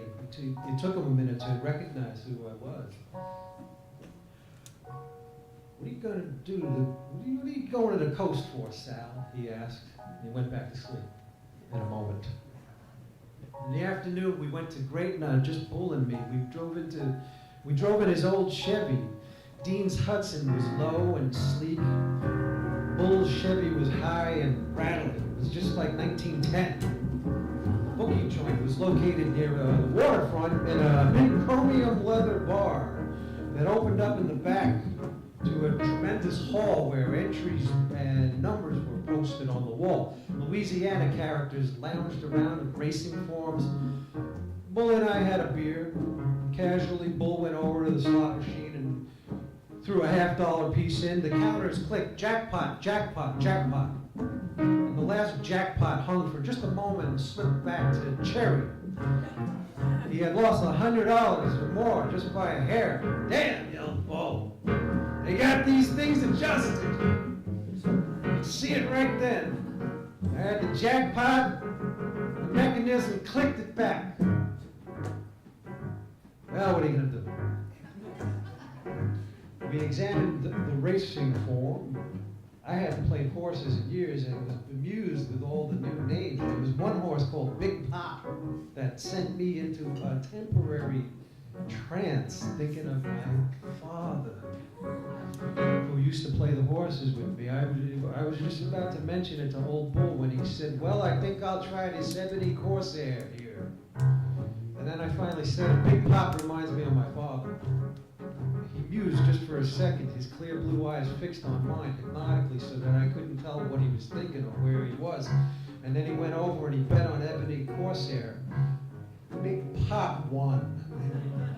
Paid 50 to 1. Damn, said Bull. I should have known better. I've had experience with this before. Oh, when will I ever learn? And what do you mean? You Big Pop is what I mean. You had a vision, boy, a vision. Only damn fools pay no attention to visions. How do you know your father was an old horse player, just didn't momentarily communicate to you that Big Pop was in the race. That name brought that feeling up in you. He took advantage of the name to communicate. That's what I was thinking about when you mentioned it. My cousin in Missouri once bet on a horse that had a name that reminded him of his mother, and it won, paid a big price. Same thing happened this afternoon. He shook his head. I had to go. It's the last time I'll ever play the horses with you around. All these visions drive me to distraction. In the car, as we drove back to his old house, he said, mankind will someday realize that we are actually in contact with the dead and with the other world, with whatever it is. Right now, we can predict, if we only exerted through enough mental will, what is going to happen within the next 100 years, and be able to take steps to avoid all kinds of catastrophes. When a man dies, he undergoes a mutation in his brain that we know nothing about, which will be very clear someday if scientists get on the ball. The bastards right now are only interested in seeing if they can blow up the world. We told Jane about it. She sniffed. It sounds silly to me. She plied the broom around the kitchen. Bull went into the bathroom for his afternoon fix. Out on the road, Dean and Ed Dunkel were playing basketball with Doty's ball and a bucket nailed on a lamppost. I joined in. Then we turned to feats of athletic prowess. Dean completely amazed me. He and Ed and me he had Ed and me hold a bar of iron up to our waists. And just standing there, he popped right over it, holding his heels. And just standing there, go ahead, raise it, he said. We kept raising it until it was chest high. Still, he jumped over it with ease. And then he tried the running broad jump and did at least 20 feet and more. Then I raced down the road. I could do the 100 in 10-5. He passed me like the wind. As we ran, I had a mad vision of Dean running through all of life, just like that. His bony face out thrust to life, his arms pumping, his brow sweating, his legs twinkling like Groucho Marx yelling, "Yes, yes, man, you sure can go." But nobody could go as fast as he could, and that's the truth. And then Bull came out with a couple of knives, and he started showing us how to disarm a would-be shiver in a dark alley. For my part, I showed him a very good trick, which is falling on the ground in front of your adversary and gripping him with your ankles and flipping him over on his hands and grabbing his wrists in a full Nelson. He said it was pretty good. He demonstrated some jujitsu. Little Dodie came over, called her mother to the porch and said, "Look at these silly men." She was such a cute, sassy little thing that Dean couldn't take his eyes off her. Wow, wait till she grows up. You see her cutting down Canal Street with her cute eyes? He hissed through his teeth. We spent a mad day downtown New Orleans, walking around with the Dunkles. Dean was out of his mind that day. When he saw the T&O freight trains in the yard, he wanted to show me everything at once. "You'll be a brakeman before I'm through with you."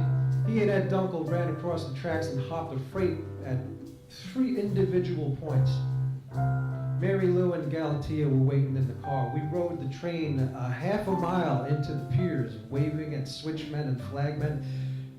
They showed me the proper way to get off a moving car. The back foot first, and let the train go away from you and come around and place the other foot down. They showed me the refrigerator cars, the ice compartments. Good for a ride on any winter night in a string of empties. "Remember what I told you about New Mexico and LA?" cried Dean. "This is the way I hung on." We got back to the girls an hour late, and of course they were mad. Ed and Galatea had decided to get a room in New Orleans and stay there and work. This was okay with Bull, who was getting sick and tired of the whole mob. The invitation originally was for me to come alone. In the front room where Dean and Mary Lou slept, there were jam and coffee stains and empty Benny tubes all over the floor. What's more, it was Bull's workroom, and he couldn't get on with his shelves. Poor Jane was driven to distraction by the continual jumping and running around on the part of Dean. We were waiting for my next GI check to come through. My aunt was forwarding it. And then we were off, the 3 of us, Dean, Mary Lou, and me. When the check came, I realized I hated to leave Bull's wonderful house so suddenly. But Dean was all energies, ready to do. In a sad, red dusk, we were finally seated in the car, and Jane, Dodie, little boy Ray, and Bull, Ed, Galatea stood around in the high grass, smiling. It was goodbye. And at the last moment, Dean and Bull had a misunderstanding over money. Dean had wanted to borrow. Bull said it was out of the question. The feeling reached back to Texas days. Con man Dean was antagonizing people away from him by degrees. He giggled maniacally. He didn't care. He rubbed his fly. He stuck his finger in Mary Lou's dress, slurped up her knee, frothed at the mouth, and said, "Darling, you know I know that everything is straight between us. At last, beyond the furthest abstract definition in metaphysical terms, or any terms you want to specify or sweetly impose or harken back, and so on and so on." Zoom went the car, and off we were off again for California.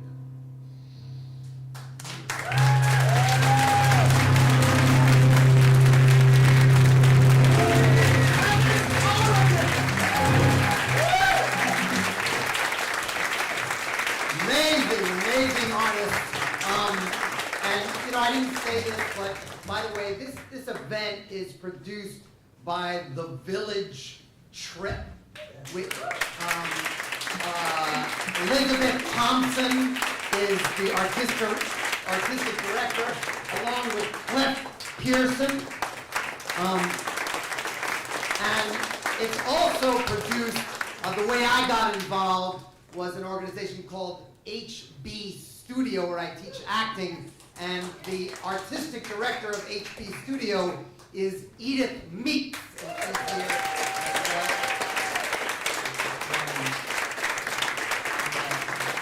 So like I said, we're a little behind, so I'm just going to tell you we're going to start sharp at 4:44.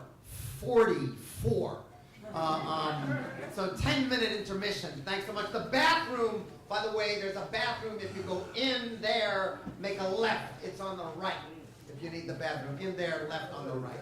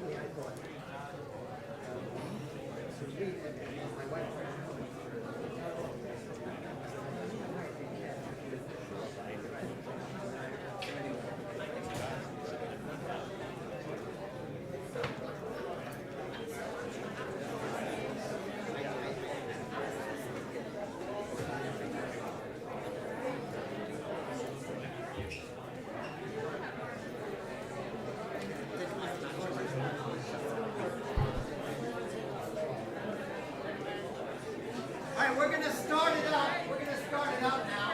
If everybody can have a seat.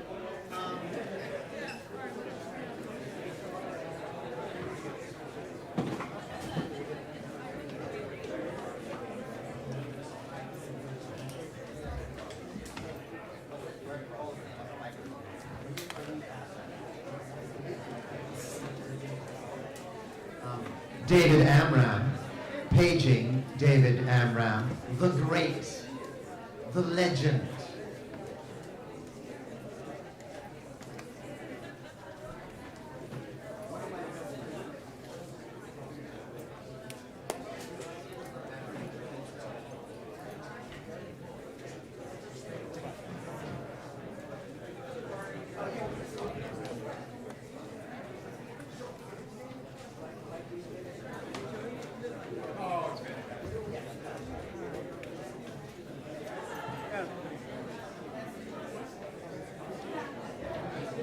You're banging the chairs on the camera.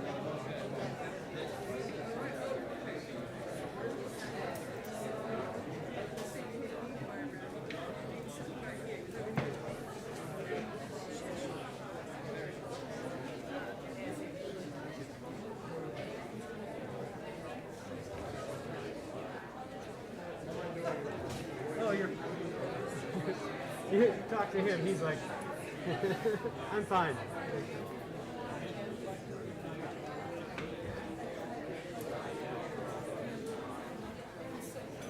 Excuse me, sir, no filming here.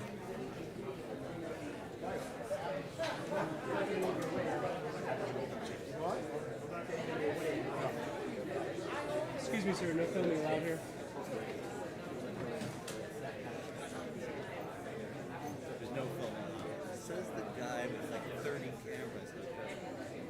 I got this amazing thing going now with the with a split tube that's the band and the speaker. You would appreciate this.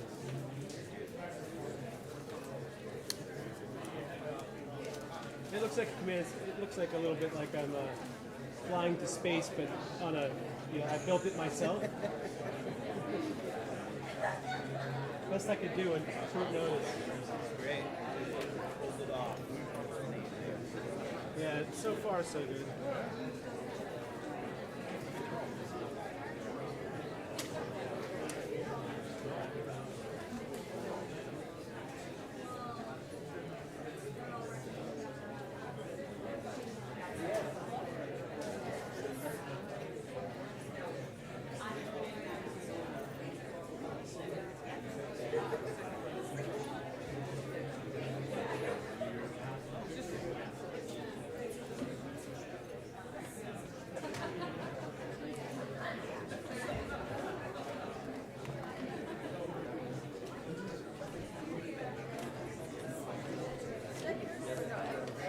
Jordan, it's a question of good show. But he's not speaking. John. All right, so we're going to start it up now. But before we do, I just wanted to have all of the amazing musicians introduced. So, of course, there's David Amram.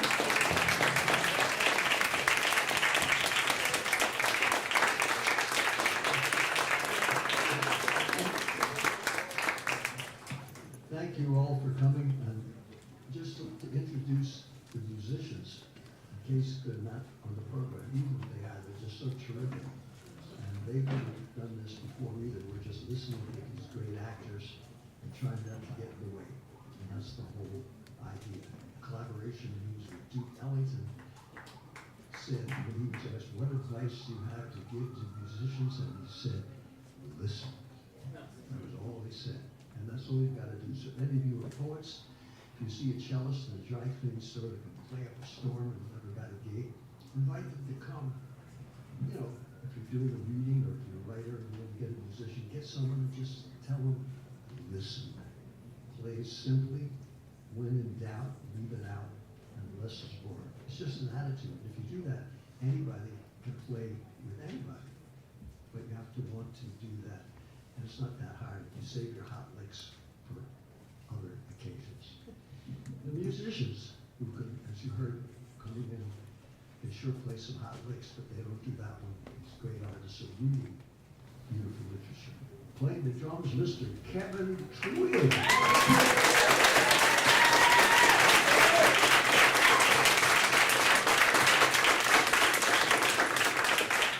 Playing the conga drums, a fine young man. I've known him for years and always enjoyed being with him. My own son, Mr. Adam.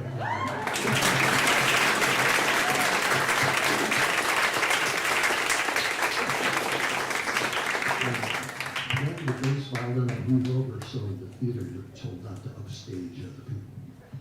You notice the younger folks here that he doesn't have frets on his instrument, so he has to put his finger down at the right place at the right time. Overqualified for 2022. So are all these great actors, but that doesn't mean you can't be terrific. Mr. Renee Hart.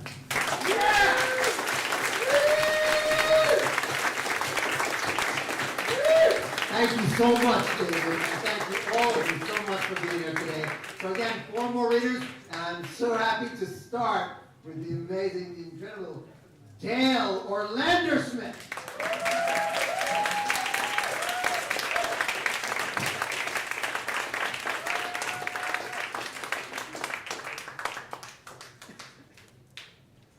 Hey, can you hear me? Huh? Yes now, yeah? Okay. Yes. Now, we had a number of circumstances to deal with in Denver. And they were of an entirely different order from those of 1947. We could either get another travel bureau car at once, or stay a few days for kicks and look for his father. We were both exhausted and dirty. In the John of a restaurant, I was at a urinal blocking Dean's way to the sink. I stepped out before I was finished and resumed at another urinal and said to Dean, "You dig this?" "Yes, man," he said, washing his hands at the sink. "It's a very good trick, but awful on your kidneys, because when you're getting a little older now, every time you do this, eventually years of misery in your old age, awful kidney misery is for the days when you sit in parks." Made me mad. Who's old? I'm not much older than you are. I wasn't saying that, man. I said, you're always making cracks about my age. I'm no old fag like that fag. You don't have to warn me about my kidneys. We went back to the booth, and just as the waitress set down the hot roast beef sandwiches, and ordinarily Dean would have leaped to wolf the food at once, I said to cap my anger, Ann, I don't want to hear any more of it. And suddenly, Dean's eyes grew tearful, and he got up, left his food steaming there, and walked out of the restaurant. I wondered if he was just wandering off forever. I didn't care. I was so mad. I flipped momentarily and turned it on Dean. But at the sight of his uneaten food made me sadder than anything in years. I shouldn't have said that. He likes to eat so much. He's never let his food like this. What the hell? That's showing him anyway. Dean stood outside the restaurant for exactly 5 minutes, then came back, sat down. Well, I said, what were you doing out there, knotting up your fists? Cursing me, thinking up new gags about my kidneys? Dean mutely shook his head. No, man, no, you're completely wrong. If you want to know, well, go ahead, tell me. I said all this and never once looked up from my food. I felt like a beast. I was crying. Oh, hell, you never cry. You say that? What do you think I don't cry? You don't die enough to cry. Every one of these things I said was a knife at myself. Everything I never secretly held against my brother was coming out. How ugly I was, and what filth I was, discovering in the depths of my own impure psychologies. Dean was shaking his head. No, man. I was crying. Go on. I bet you were so mad you had to leave. No, believe me, Sal. Really, do believe me if you ever believed anything about me. I knew he was telling the truth, yet I didn't want to bother with the truth. And when I looked up at him, I think I was cockeyed from cracked intestinal twistings in my awful belly. Then I knew I was wrong. Oh man, Dean, I'm sorry. I never acted this way before with who? Well, you know me. You know I don't have close relationships with anybody anymore. I don't know what to do with these things. I hold things in my hand like pieces of crap and don't know where to put it. Let's forget it. The holy con man began to eat. It's not my fault. It's not my fault, I told him. Nothing in this lousy world is my fault. Don't you see that? I don't want it to be and can't let it be and won't be. Yeah, man, yeah, but please hearken back and believe me. I do believe you, I do. This was the sad story of that afternoon. All kinds of tremendous complications arose that night when Dean and I went to stay with this Okie family. These had been neighbors of mine in my Denver solitude of 2 weeks before. Mother was a wonderful woman in jeans who drove coal trucks in winter mountains to support her kids, 4 in all. Husband hadn't left her years before when they were traveling around the country in a trailer. They had rolled all the way from Indiana to LA in that trailer after many a good time and a big Sunday afternoon drunk in crossroads and bars and laughter and guitar playing at night. The big lout had suddenly walked off across the dark field and never returned. Her children were wonderful. Eldest was a boy who wasn't around that summer but in a camp in the mountains. Next was a lovely 13-year-old daughter who wrote poetry and picked flowers in the fields and wanted to grow up to be an actress in Hollywood. Janet by name. Then came the little ones. Little Jimmy, who sat around the campfire at night and cried for his pea tater before it was roasted. And little Lucy, who made pets of worms, horny toads, beetles, and anything that crawled and gave them names and places to live. They had 4 dogs. They lived their ragged and joyous lives on the new little settlement street where they were the butt of the neighbor's semi-respectable sense of propriety only because the poor woman's husband had left her and because they littered up the yard. At night, all the lights of Denver lay like great wheels on the plain below. For the house that was in part western where the mountains fell rolling down to the hills to the plain and where in primeval times soft waves must have washed from sea like Mississippi to make such round, perfect stools for the island peaks like Evans and Pikes and Long. Dean went there, and of course he was all sweats and joys at the sight of especially Janet. But I warned him not to touch her. Probably didn't have to. The woman was a great man's woman and took to Dean right away, but she was bashful, and he was bashful. She said Dean reminded her of the husband gone, just like him. Oh, crazy one, I tell you. The results was uproarious. Beer drinking in the littered living room, shouting suppers, booming Long Ranger radio. The complications rose like clouds of butterflies. The woman Frankie, everyone called her, was finally about to buy a jalopy as she'd been threatening to do for years and had recently come into a few bucks toward one. Dean immediately took over the responsibility of selecting and naming the price of the car because, of course, he wanted to use it himself. So as of yore, he could pick up girls coming out of high school in the afternoons and drive them to the mountains. Poor, innocent Frankie was always agreeable to anything, but she was afraid to part with her money when they got to the car lot and stood before the salesman. Dean sat down in the dust of the Alameda Boulevard and beat his fist on his head. For 100, you can't get any better. He swore he'd never talk to her again. He cursed till his face was purple.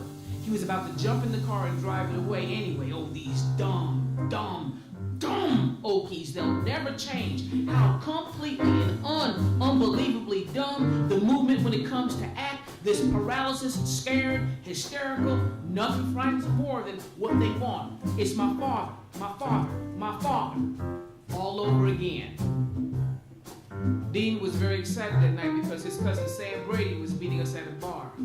He was wearing a clean t-shirt and beaming all over. Now listen, Sal, I must tell you about Sam. He's my cousin. By the way, have you looked for your father? Well, this afternoon, man, went down to Jig's Buffet where he used to pour draft beer and turn to befuddlement and get hell from the boss and go staggering out. No, went to the old barber shop next to the window. No, not there. Old fella told me he was, imagine, working in a railroad gandy, dancing cook shack or something for the Boston and Maine in New England. But I don't believe him. They made up fraction stories for a dime. Now listen to here. In my childhood, Sam Brody, my close cousin, was my absolute hero.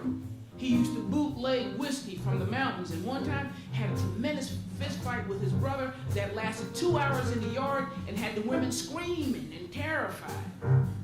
We used to sleep together. This one man in the family who took tender concern for me, and tonight I'm going to see him again for the first time in 7 years. Just got back from Missouri. And what's the pitch? No pitch, man. I only want to know what's been happening in the family. I have a family, remember, and most importantly, Sal, I want him to tell me things that I've forgotten in my childhood. I want to remember. I do. I never saw Dean so glad and excited. While we waited for his cousin in the bar, he talked a lot to younger hipsters and hustlers and checked out new gangs and goings-on. Then he made inquiries about Mary Lou since she'd been in Denver recently. Sal, in my young days, when I used to come to this corner to steal change off the newsstand for Bowery Group Stew, that rough-looking cat you see out there, Stan had nothing but murder in his heart. Got in one horrible fight right after another. I remember scars even. Till now, years. YEARS of standing on the corner have finally softened him and chasing him ragely here completely. He's become sweet and willing and patient with everybody. He's become a fixture on the corner. You see how things can happen? Then Sam arrived, wiry, curly-haired man of 35 with work-gnarled hands. Dean stood in awe before him. No, said Stan Brady. I don't drink anymore. You see, whispered Dean in my ear. He doesn't drink anymore, and he used to be the biggest whiskey keg in town. He's got religion now. He told me over the phone, dig him, dig the change in the man. My hero has become so strange. Sam Brady was suspicious of his young cousin. He took us out for a spin in his old rattly coupe, and immediately he made his position in the car clear in regard to Dean. Now look, Dean, I don't believe you anymore or anything you're going to try to tell me. I came to see you tonight because there's a paper I want you to sign for the family. Your father is no longer mentioned among us, and we want absolutely nothing to do with him. And sorry to say, with you either anymore. I looked at Dean. His face dropped and darkened. Oh, yes, yes, he said. The cousin continued to drive us around and even brought us ice cream pops. Nevertheless, Dean plied him with innumerable questions about the past, and the cousin complied with the questions, and for a moment, Dean almost began to sweat again with excitement. Where was his raggedy father that night? The cousin dropped us off at the sad lights of a carnival on Almeida Boulevard at Federal. He made an appointment with Dean for the paper signing next afternoon and left. I told Dean I was sorry he had nobody in the world to believe in him. Remember that. I believe in you. I'm infinitely sorry for the foolish grievance I held against you yesterday afternoon. All right, man, it's agreed, said Dean. We dug the carnival together. There were merry-go-rounds, Ferris wheels, popcorn, roulette wheels, sawdust, and hundreds of young Denver kids in jeans wandering around. Dust rose to the stars together with every sad music on earth. Dean was wearing washed-out tight Levi's and a t-shirt and looked suddenly like a real Denver character again. There were motorcycle kids and visors and mustaches and beaded jackets hanging around the shrouds in the back of the tents with pretty girls in Levi's and rose shorts. There were a lot of Mexican girls too, and one amazing little girl about 3 feet high, a midget with the most beautiful and tender face in the world, who turned to her companion and said, "Man, let's call up Gomez and cut out." Dean stopped dead in his tracks at the sight of her. A great knife stabbed him from the darkness of the night. Man, I love her. Oh, love her. We had to follow her around for a long time. She finally went across the highway to make a phone call in a motel booth, and Dean pretended to be looking through the pages of the directory, but was really all wound tight, watching her. I tried to open up a conversation with Lovey Doll's friends, but they paid no attention to us. Gomez arrived in a ratty truck and took the girls off. Dean stood in the road, clutching his breast. Oh man, I almost died. Why the hell didn't you talk to her? I couldn't. We decided to buy some beer and go to Okie Frankie's and play records. We hitched on the road with a bag of beer cans. Little Janet, Frankie's 13-year-old daughter, was the prettiest girl in the world and was about to grow into a blonde woman. Best of all were her long, tapering, sensitive fingers that she used to talk with, like Cleopatra Nile dance. Dean sat in the farthest corner of the room, watching her with slitted eyes and saying, "Yes, yes, yes." Janet was already aware of him. She turned to me for protection.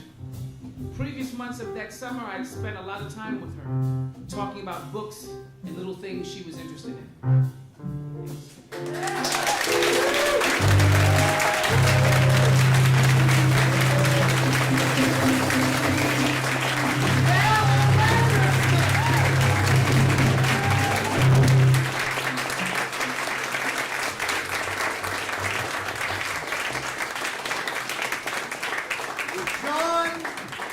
Doman.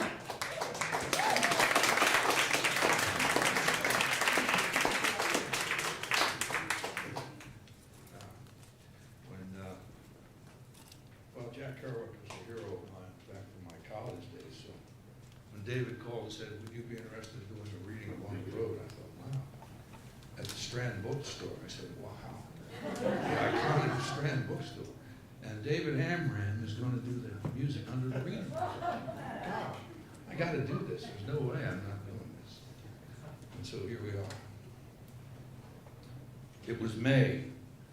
And how could homely afternoons in Colorado, with its farms and irrigation ditches and shady dells, the places where little boys go swimming, produce a bug like the bug that bit Stan Shepard?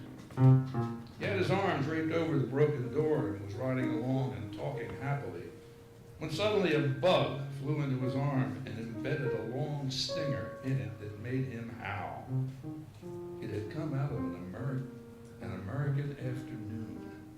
He yanked and slapped at his arm and dug out the stinger. In a few minutes, his arm had begun to swell and hurt. Dean and I couldn't figure what it was. The thing was to wait and see if the swelling went down. Here we were, heading for unknown southern lands, and barely 3 miles out of hometown, poor old hometown of childhood, a strange, feverish, exotic bug rose from secret corruptions and sent fear into our hearts. What is it? I've never known of a bug around here that can make a swelling like that. Damn! It made the trip seem sinister and doomed. We drove on. Stan's arm got worse. We'd stop at the first hospital and have him get a shot of penicillin. We passed Castle Rock, came to Colorado Springs at dark. The great shadow of Pikes Peak loomed to our right. We bowled down the Pueblo Highway. I've hitched thousands and thousands of times on this road, said Dean. I hid behind that exact wire fence there one night when I suddenly took fright for no reason whatever. We all decided to tell our stories, but one by one, and Stan was first. We got a long way to go, preambled Dean, and so you must take every indulgence and deal with every single detail you can bring to mind. And still it won't be all told. Easy, easy, cautioned Stan. Began telling the story. You've got to relax, too. Stan swung into his life story as we shot across the dark. He started with his experiences in France, but to round out ever-growing difficulties, he came back and started at the beginning with his boyhood in Denver. He and Dean compared times they'd seen each other zooming around on bicycles. One time you've forgotten, I know, Arapahoe Garage, recall? I bounced the ball at you on the corner and you knocked it back to me with your fist and it went in the sewer. Grammar days. Now recall? Stan was nervous and feverish. He wanted to tell Dean everything. Dean was now arbiter, old man, judge, listener, approver, nodder. Yes, yes, go on, please. We passed Walsenburg. Suddenly we passed Trinidad, where Chad King was somewhere off the road in front of a campfire with perhaps a handful of anthropologists, and as of yore, he too was telling his life story. And never dreamed we were passing at that exact moment on the highway, headed for Mexico, telling our own stories. Oh, sad American night. Then we were in New Mexico, and passed the rounded rocks of Raton, and stopped at a diner, ravingly hungry for hamburgers, some of which we wrapped in a napkin to eat over the border below. The whole vertical state of Texas lies before us, Sal, said Dean. Before we made it horizontal, every bit as long. We'll be in Texas in a few minutes and won't be out till tomorrow this time and won't stop driving. Think of it. We drove on. Across the immense plain of night lay the first Texas town, Dalhart, which I crossed in 1947. It lay glimmering on the dark floor of the earth 50 miles away. The land by moonlight was all mesquite and waste.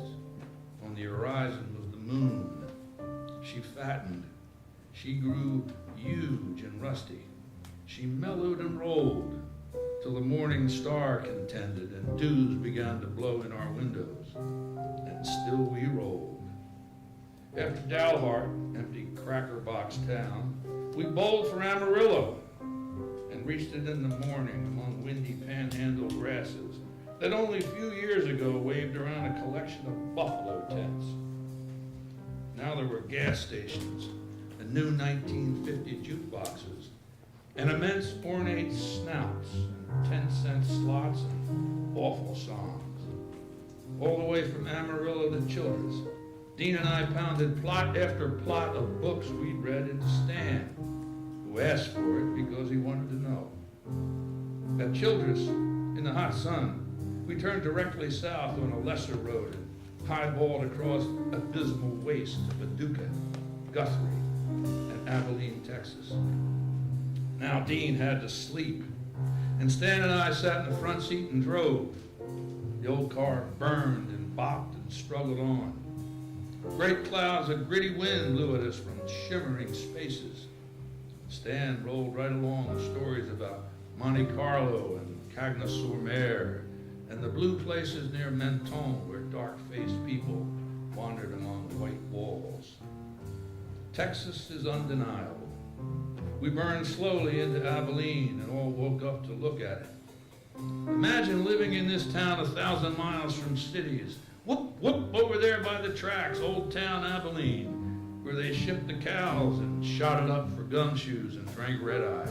Look out there, yelled Dean, out the window with his mouth contorted like W.C. Fields. He didn't care about Texas or any place. Red-faced Texans paid him no mind and hurried along the burning sidewalks. We stopped to eat on the highway south of town. Nightfall seemed like 1,000,000 miles away as we resumed for Coleman and Brady, the heart of Texas. Only wildernesses of brush with an occasional house near a thirsty creek and a 50-mile dirt road detour and endless heat. Old Dovey, Mexico's a long way away, said Dean, sleepily from the back seat. So keep her rolling, boys, and we'll be kissing senoritas by dawn, because this old Ford can roll if you know how to talk to her and ease her along. Except the back end's about to fall, but don't worry about it till we get there. And he went to sleep. I took the wheel and drove to Fredericksburg. And here again I was crisscrossing the old map again. Same place Mary Lou and I held hands on a snowy morning in 1949. Where was Mary Lou now? Blow, yelled Dean in a dream, and I guess he was dreaming of Frisco jazz and maybe Mexican mambo to come. Stan talked and talked. Dean had wound him up the night before, and now he was never going to stop.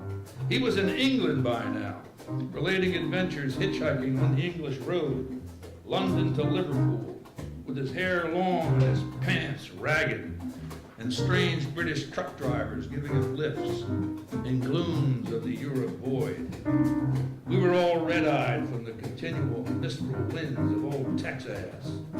There was a rock in each of our bellies, and we knew we were getting there, if slowly. The car pushed 40 with shuddering effort. From Fredericksburg, we descended the Great Western High Plains. Moss began smashing our windshield. Getting down into the hot country now, boys. The desert rats and the tequila. This is my first time this far south into Texas, added Dean with wonder. God damn, this is where my old man comes in the wintertime. Sly old bum. Suddenly, we were in absolutely tropical heat at the bottom of a 5-mile long hill. And up ahead we saw the lights of old San Antonio. You had the feeling all this used to be Mexican territory indeed. Houses by the side of the road were different. Gas stations beater. Fewer lamps. Dean delightedly took the wheel to roll us into San Antonio. We entered town in a wilderness of Mexican rickety southern shacks without cellars and with old rocking chairs on the porch. We stopped at a mad gas station to get a grease job.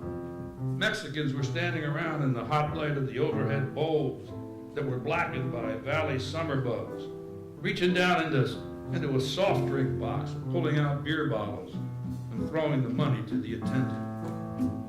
Whole families lingered around doing this. All around there were shacks and drooping trees and a wild cinnamon smell in the air. Frantic teenage Mexican girls came by with boys. "Hoo!" yelled Dean. "Si mañana!" Music was coming from all sides, and all kinds of music. Stan and I drank several bottles of beer and got high. We were already almost out of America, and yet definitely in it, and in the middle of it, where it's maddest. Hot rods blew by. San Antonio, aha!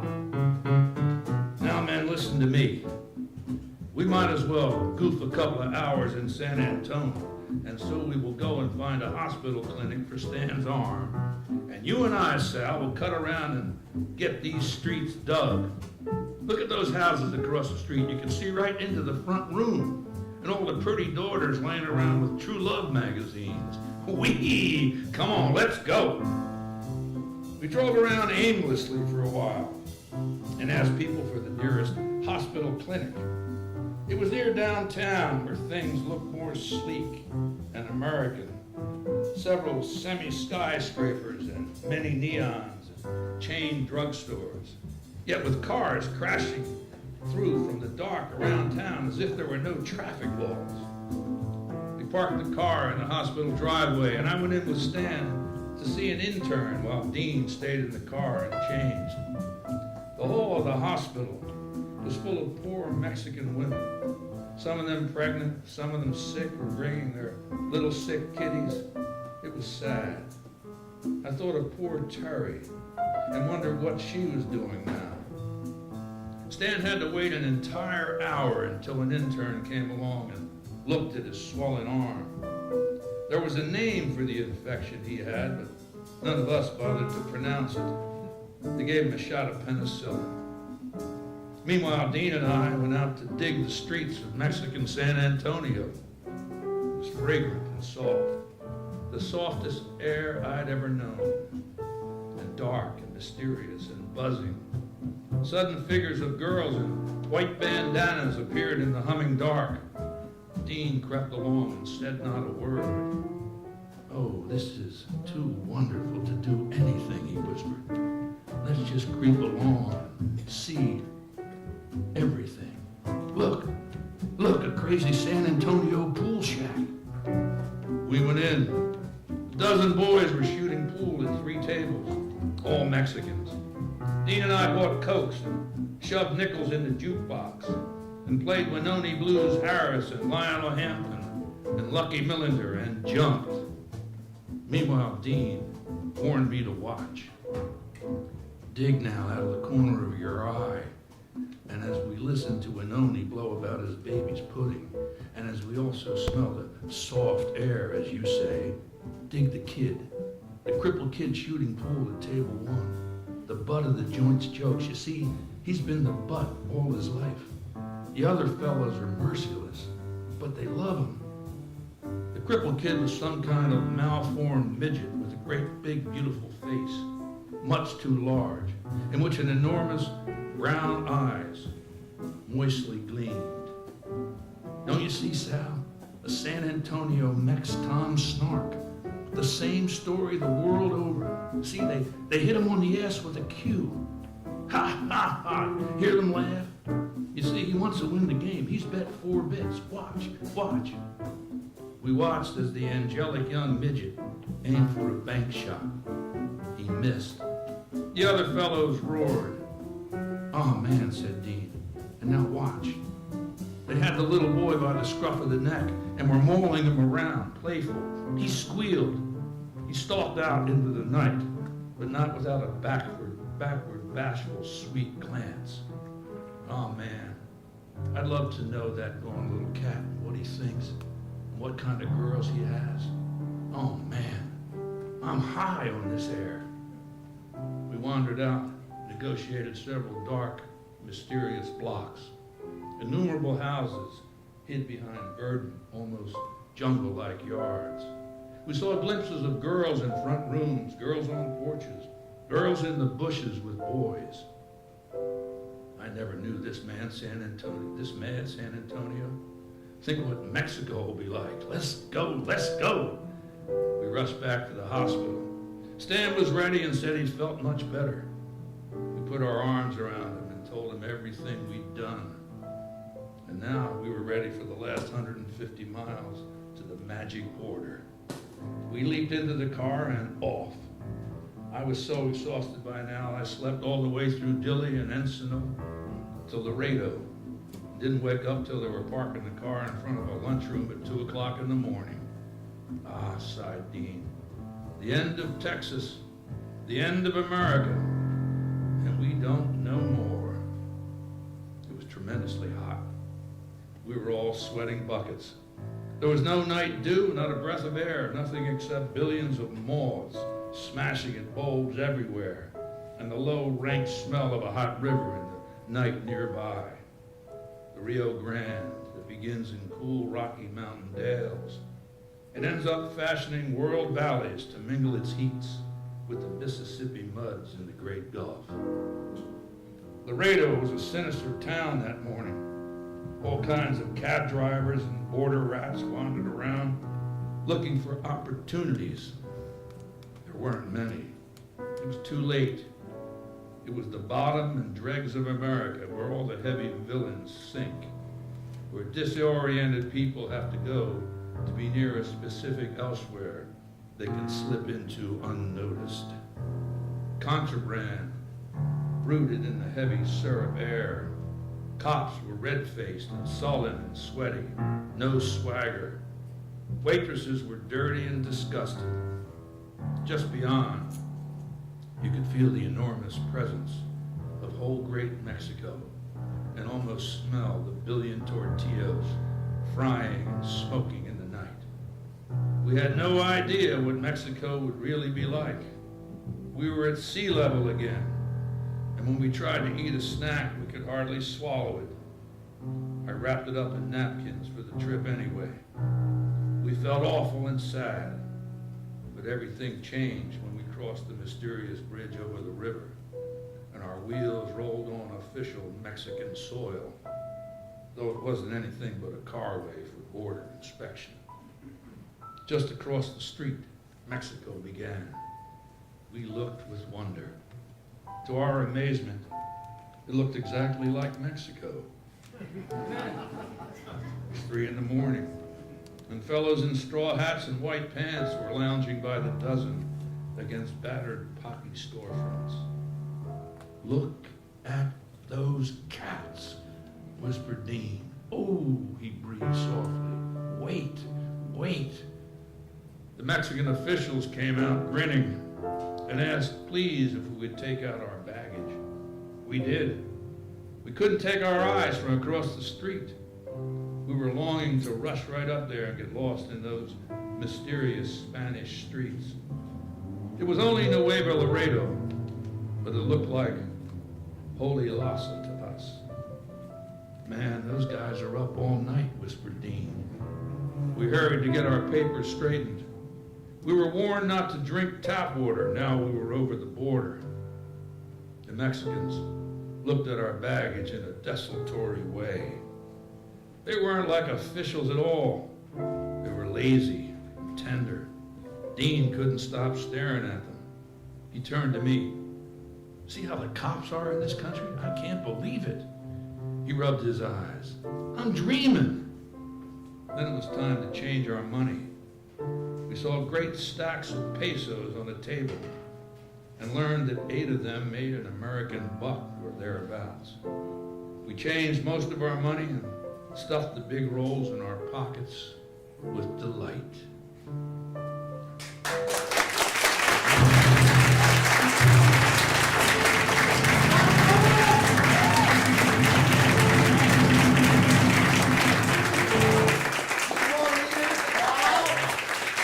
Ventimiglia.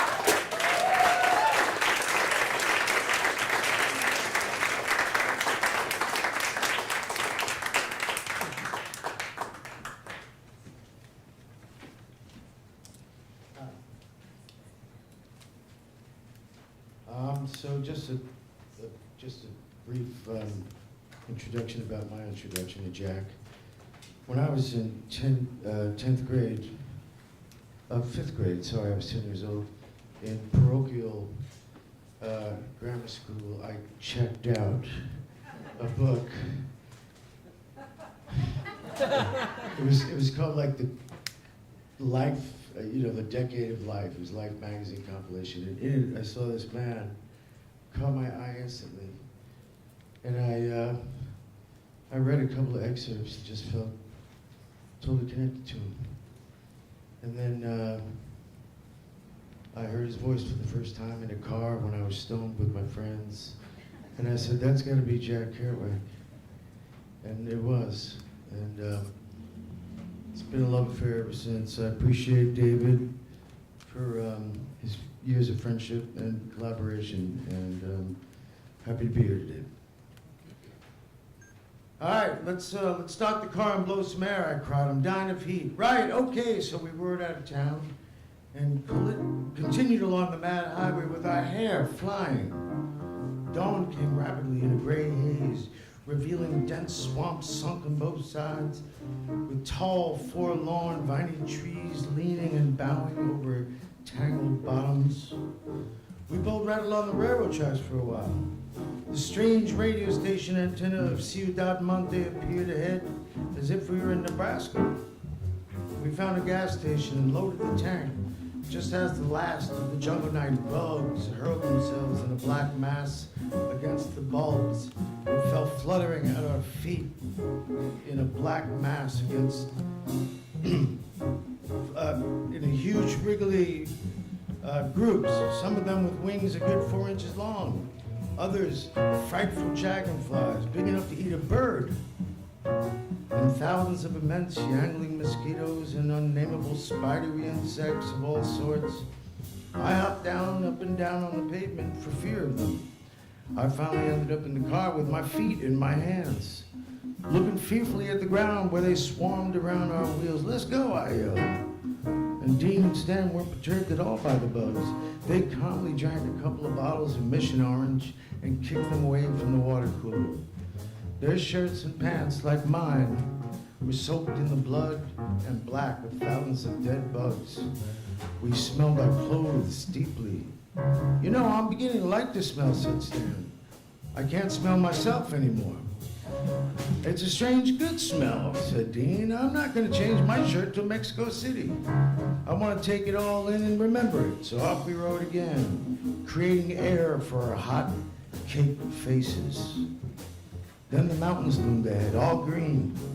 After this climb, we would be in the Great Central Plateau again and ready to roll ahead to Mexico City. In no time at all, we soared to an elevation of 5,000 feet among misty passes that overlooked steaming yellow rivers a mile below. It was the great river Moctezuma. The Indians along the road began to be extremely weird. They were a nation in themselves, mountain Indians, shut off from everything else but the Pan American Highway. They were short and squat and dark, with bad teeth. They carried immense loads on their backs across enormous vegetated ravines. We saw patchworks of agriculture on steep slopes. They walked up and down those slopes and worked the crops. Dean drove the car 5 miles an hour to see them. Ooh, I never thought this existed. And high on the highest peak, as great as any Rocky Mountain peak, we saw bananas growing. Dean got out of the car to point, to stand around rubbing his belly. We were on a ledge where a little thatched hut suspended itself over the precipices of the world. The sun created golden hazes that obscured the Montezuma, now more than a mile below. In the yard in front of the hut, a little 3-year-old Indian girl stood with her finger in her mouth, watching us with big brown eyes. "She's probably never seen anybody parked here before in her entire life," said Dean. "Hello, little girl. How are you? Do you like us?" The little girl looked away bashfully and pouted. We began to talk, and she again examined us with finger in her mouth. "Gee, I wish there was something we could give her, you know. Think of it, being born and living on this ledge representing all you know of life. Her father's probably groping down the ravine with a rope and getting his pineapples out of a cave and hacking wood at an 80-degree angle with all the bottom below. She'll never leave here and know anything about the outside world. It's a nation. Think of the wild chief they must have. They probably, off the road, over that bluff, miles back, must be even wilder and stranger, yeah, because the Pan American Highway partially civilizes this nation on the road." Notice the beads of sweat on her brow. Dean pointed out with a grimace of pain. "It's not the kind of sweat we have. It's oily and it's always there because it's always hot the year round, and she knows nothing of non-sweat. She was born with sweat and dies with sweat." The sweat on her little brow was heavy, sluggish. It didn't run. It just stood there and gleamed like a fine olive oil. What that must do to their souls! How different they must be in their private concerns and evaluations and wishes. Dean drove on with his mouth hanging open in awe, 10 miles an hour, desirous to see every possible human being on the road. We climbed and we climbed. And as we climbed, the air grew cooler, and the Indian girls on the road wore shawls over their heads and shoulders. They held us desperately. We stopped to see. They wanted to sell us little pieces of rock crystal. Their great brown innocent eyes looked into ours with such soulful intensity that not one of us had the slightest sexual thought about them. Moreover, they were very young, some of them 11, and looked almost 30. Look at those eyes, breathed Dean. They were like the eyes of the Virgin Mother when she was a child. We saw in them the tender and forgiving gaze of Jesus, and they stared unflinchingly into ours. We rubbed our nervous blue eyes and looked again. Still, they penetrated us with sorrowful and hypnotic gleam. When they talked, they suddenly became frantic and almost silly. In their silence, they were themselves. They've only recently learned to sell these crystals since the highway was built about 10 years back. Up till that time, this entire nation must have been silent. The girls yammered around the car. One particularly soulful girl gripped Dean's sweaty arm. She yammered in Indian. Ah, yes, dear one, said Dean tenderly, almost sadly. He got out of the car and went fishing around in the battered trunk in the back, the same old tortured American trunk, and pulled out a wristwatch. He showed it to the child. She whimpered with glee. The others crowded around with amazement. Then Dean poked in the little girl's hand for the sweetest and purest and smallest little crystal she had personally picked for the mountain for me. And he found no one bigger than a berry, and he handed her the wristwatch dangling. Their mouths rounded like the mouths of chorister children. The lucky little girl squeezed into her ragged breastrobes. They stroked Dean and thanked him. He stood among them with his ragged face to the sky, looking for the next and highest and final pass. It seemed like the prophet that had come to them. He got back in the car. They hated to see us go. For the longest time, as we mounted a straight pass, they waved and ran after us. We made a turn and never saw them again. And they were still running after us. Oh, this breaks my heart, cried Dean, punching his chest. How far do they carry out these loyalties and wonders? What's going to happen to them? Would they try to follow the car all the way to Mexico City if we drove slow enough? Yes, I said, for I knew. We came into the dizzying heights of the Sierra Madre Oriental. The banana trees gleamed golden in the haze. Great fogs yawned beyond stone walls along the precipice. Below, the Moctezuma was a thin golden thread in a green jungle mat. Strange crossroad towns on top of the world rode by, with shawled Indians watching us from under hat brims and barbosos. Life was dense, dark, ancient. They watched Dean, serious and insane in his raving wheel, with eyes of hawks. All had their hands outstretched. They had come down from the back mountains and higher places to hold forth their hands for something they thought civilization could offer. And they never dreamed the sadness and the poor broken delusion of it. They didn't know that a bomb had come that could crack all our bridges and roads and reduce them to jumbles.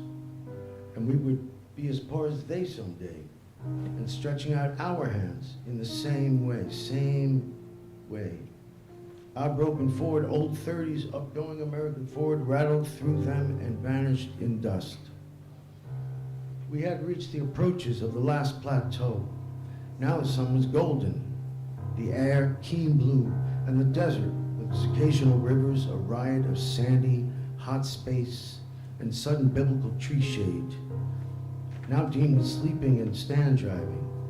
The shepherds appeared, dressed as in first times, in long flowing robes. The women carrying golden bundles of flax, the men staves. Under great trees on the shimmering desert, the shepherds sat and convened, and the sheep moiled in the sun and raised dust beyond. Man, I yelled to Dean. Wake up and see the shepherds. Wake up and see the golden world that Jesus came from. With your own eyes, you can tell. He shot his head up from the seat, saw one glimpse of it all in the fading red sun, and dropped back to sleep. When he woke up, he described it to me in detail, and he said, "Yes, man, I'm glad you told me to look. Oh, Lord, what shall I do? Where will I go?" He rubbed his belly. He looked to heaven with red eyes. He almost wept. The end of our journey impended. Great fields stretched on both sides of us. A noble wind blew across the occasional immense tree groves and over old missions turning salmon pink in the late sun. The clouds were close and huge and rose. Mexico City by dusk. We'd made it. A total of 1,900 miles from the afternoon yards of Denver to these vast and biblical areas of the world. And now we're about to reach the end of the road. Shall we change our insect t-shirts? Nah. Let's wear them down. Hell, man. And we drove into Mexico City. A brief mountain pass took us suddenly to a height from which we saw all of Mexico City stretched out in its volcanic crater below and spewing city smokes and early dusk lights.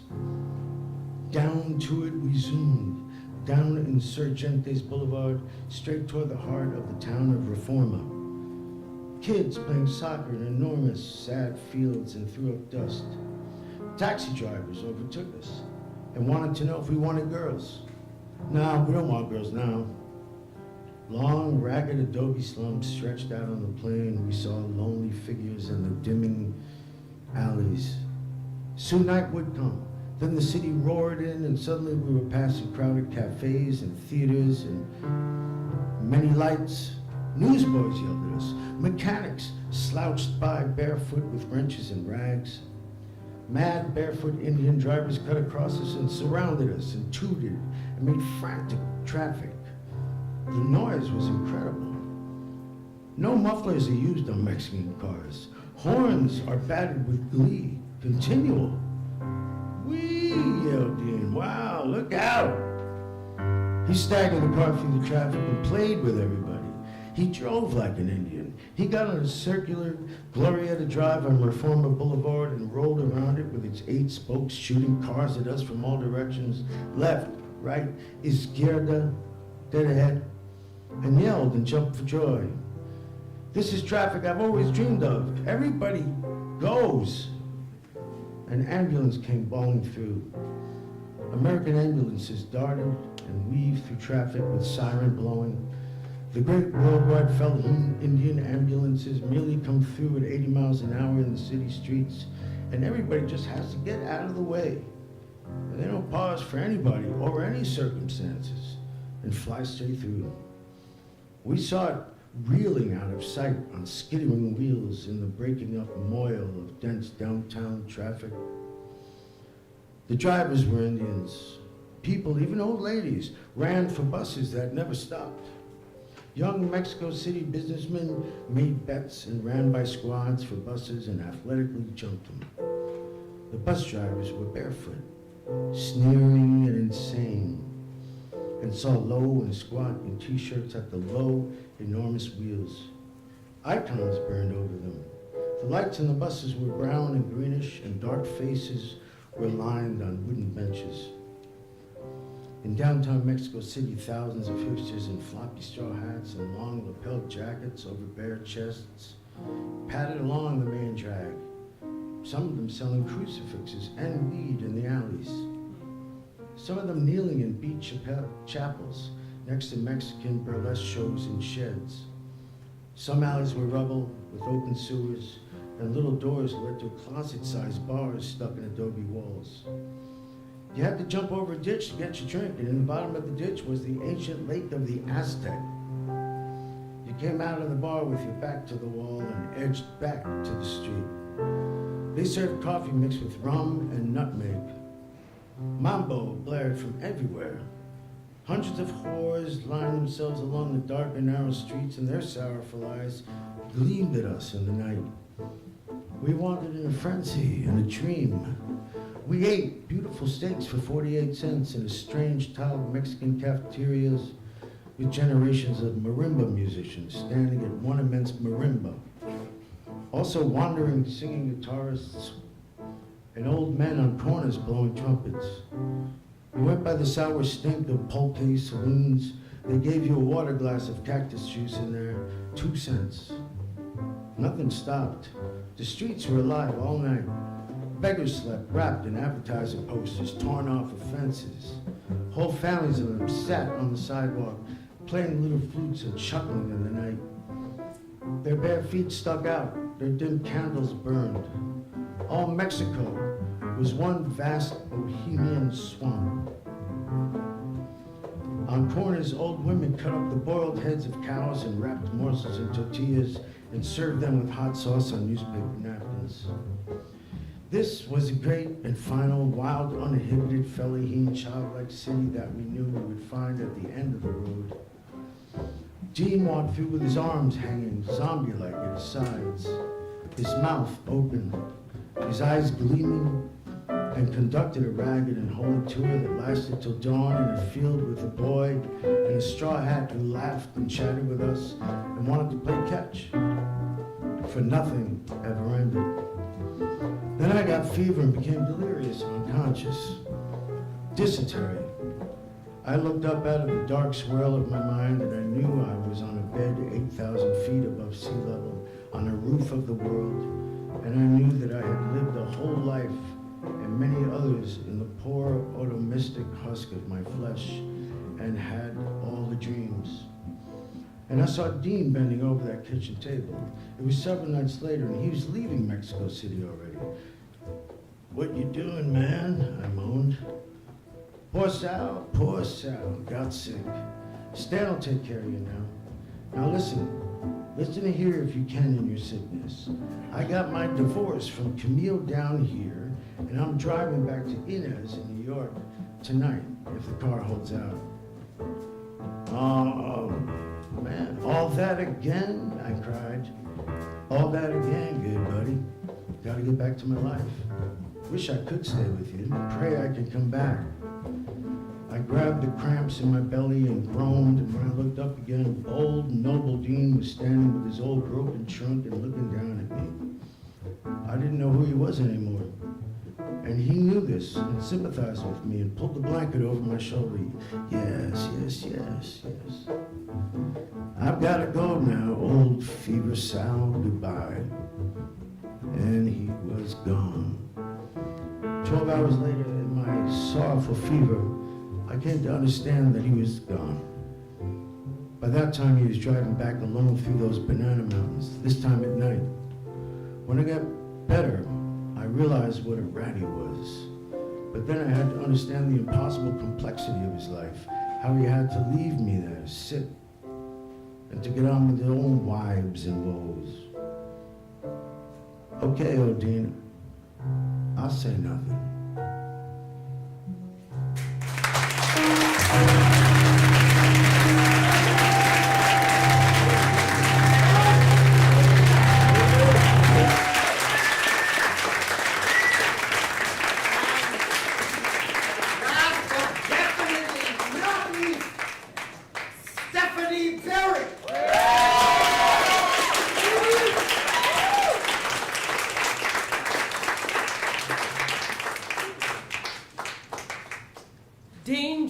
From Mexico City and saw Victor again in Georgia and pushed that old car all the way to Lake Charles, Louisiana, before the rear end finally dropped on the road as he had always known it would.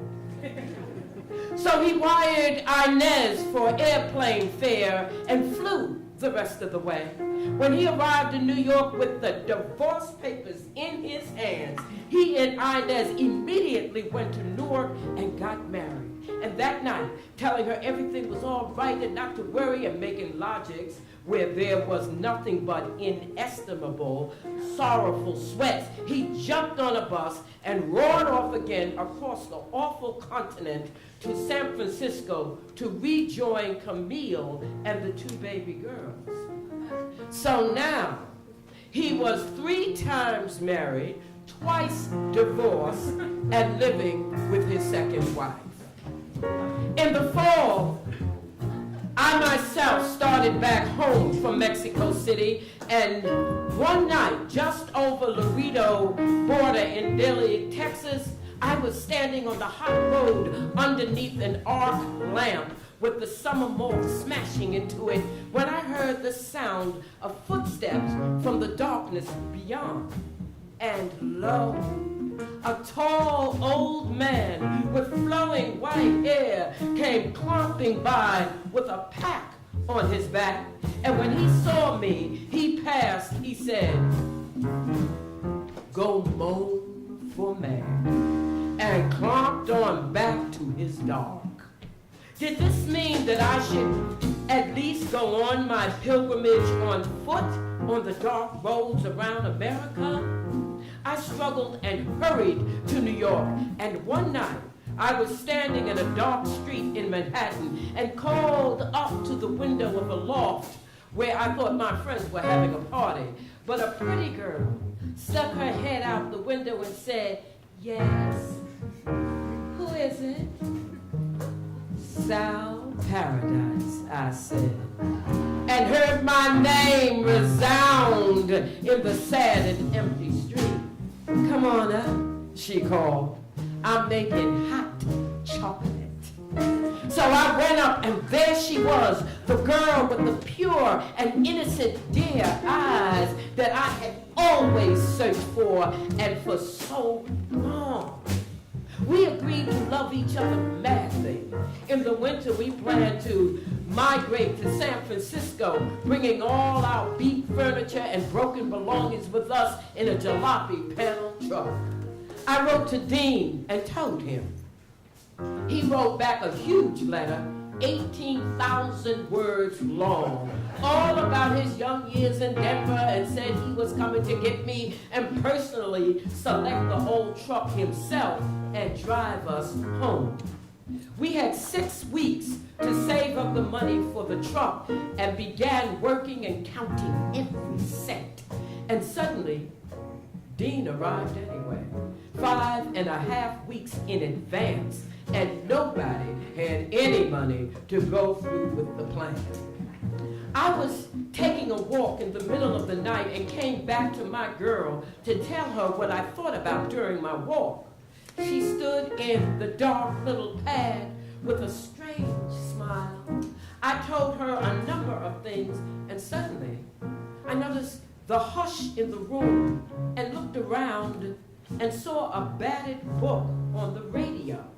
I knew it was Dean's High Eternity in the Afternoon, Proust. As in a dream, I saw him tiptoe in from the dark hall in his stocking feet. He couldn't talk anymore. He hopped and laughed. He stuttered and fluttered his hands and said, you must listen to hear. We listened, all ears. But he forgot what he wanted to say. Really, listen, Look, dear Sal, sweet Laura, I've come, I'm gone, but wait, yes. And he stared with rocky sorrow into his hands. Can't talk no more. Do you understand that it is, or might be, but listen, we all listen. He was listening to sounds in the night. Yes, he whispered with awe. But you see, you no need to talk anymore. And further, but why did you come so soon, Dean? He said, looking at me as if for the first time. So soon? Yes. We'll know. That is, I don't know. I came on the railroad, past cabooses, old hard bench coaches, Texans, played flute and wouldn't sweet potato all the way. He took out his new wooden flute. He played a few squeaky notes on it and jumped up and down in his stocking feet. See, he said, but of course, Sal, I can talk as soon as ever, and have many things to say to you. In fact, with my own little bang-tail mind, I've been reading and reading this gone, proused all the way across the country and digging a great number of things I'll never have time to tell you about. And we still haven't talked of Mexico and our parting there in fever. But no need to talk. Absolutely. Now, yes? All right. We won't talk. And he started telling the story of what he did in L.A. on the way over in every possible detail. How he visited a family, had dinner, talked to the father, the sons, the sisters, what they looked like, what they ate, their furnishings, their thoughts, their interests, their very souls. It took him 3 hours of detailed elucidation. And having concluded this, he said, but you see, what I wanted to really tell you, much later, Arkansas, crossing train, playing flute, play cards with boys, my dirty deck, won money, blue sweet potato solo for sailors, long, awful trip, 5 days and 5 nights, just to see you, Sal. What about Camille? Gave permission, of course, waiting for me. Camille and I, all straight forever and ever. And Inez, I want her to come back to Frisco with me, live other side of town, don't you think? Don't know why I came. Later he said, in a sudden moment of gaping wonder, well, and yes, of course, I wanted to see your sweet girl and you, glad of you, glad love you as ever. He stayed in New York 3 days and hastily made preparations to get back on the train with his railroad passes and again recross the continent 5 days and 5 nights in dusty coaches and hard bench crummies. And of course, we had no money for a truck and couldn't go back with him. With Inez, he spent one night explaining and sweating and fighting, and she threw him out. A letter came from him, care of me. I saw it. It was from Camille. My heart broke when I saw you go across the tracks with your bag. I pray and pray you get back safe. I do want Sal and his friend to come and live on the same street. I know you'll make it, but I can't help worrying now that we've decided everything. Dear Dean, it's the end of the first half of the century. Welcome with love and kisses to spend the other half with us. We all wait for you. Signed, Camille, Amy, and little Joni. So Dean's life was settled with his most constant, most embittered, and best knowing wife, Camille. And I thank God for him. The last time I saw him was under sad and strange circumstances. Remy Boncourt had arrived in New York after having gone around the world several times in ships. I wanted him to meet and know Dean. They did meet, but Dean couldn't talk anymore and said nothing, and Remy turned away.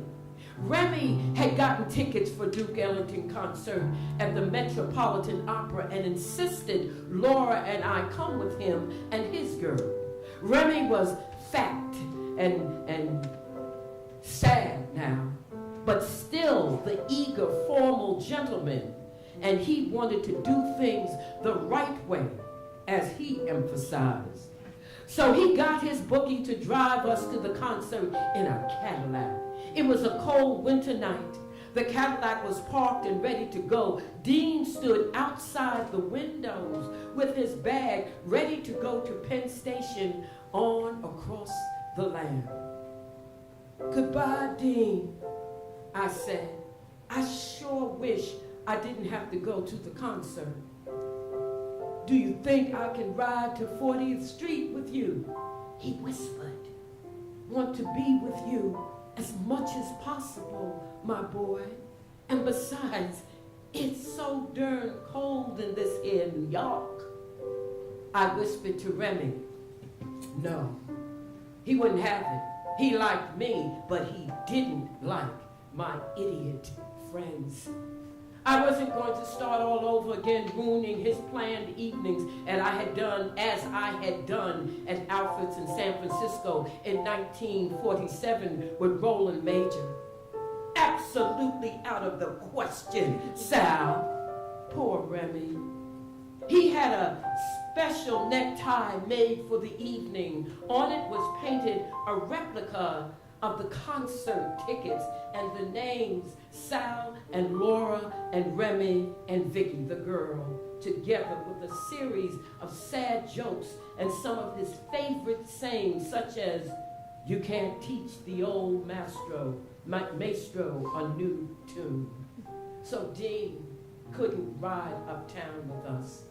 And the only thing I could do was sit in the back of the Cadillac and wave at him. The bookie at the wheel also wanted nothing to do with Dean. Dean, ragged in a moth-eaten overcoat he brought specially for the freezing temperatures of the East, walked off alone. And the last I saw of him, he rounded the corner of 7th Avenue, eyes on the street ahead, and bent to it again. Poor little Laura, my baby, to whom I told everything about Dean, began almost to cry. "Oh, we shouldn't let him go like this. What do we do?" Old Dean's gone, I thought. And out loud I said, "He'll be all right." And off he went to the sad and disinclined, and off we went to the sad and disinclined concert for which I had no stomach whatever. And all the time I'm thinking of Dean and how he got back on that train and rode over 3,000 miles over that awful land and never knew why he had come anyway, except to see me. So in America, when the sun goes down and I sit on the old broken down river pier watching the long, long skies over New Jersey and sense all that raw land that rolls in one unbelievable huge bulge over the West Coast, and all that road going, all the people dreaming in the immensity of it. And in Iowa, I know by now the children must be crying in the land where they let the children cry. And tonight the stars will be out, and you don't know that God is Pooh Bear. The evening star must be drooping and shredding her sparkler dims on the prairie, which is just before the coming of complete night that blesses the earth, darkens all rivers, cups the peaks and folds in the final shore. And nobody knows what's going to happen besides the forlorn rags of growing old. I think of Dean Moriarty. I even think of old Dean Moriarty, the father we never found. I think of Dean Moriarty. Yeah!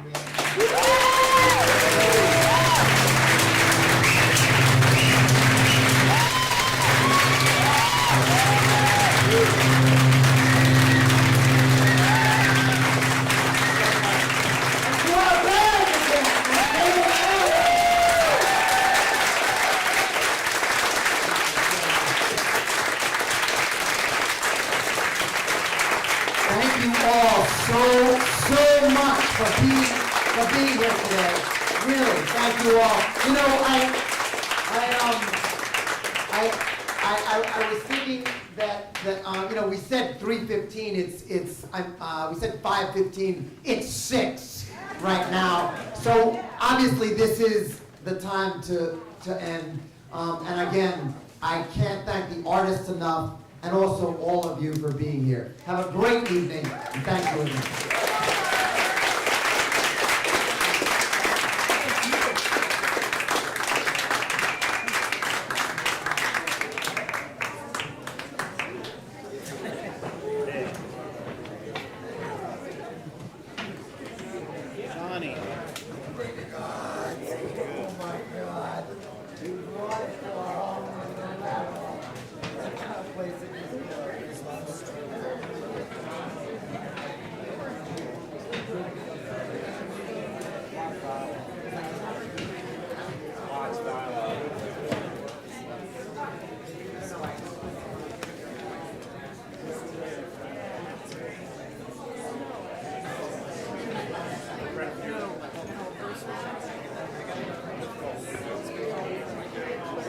Johnny.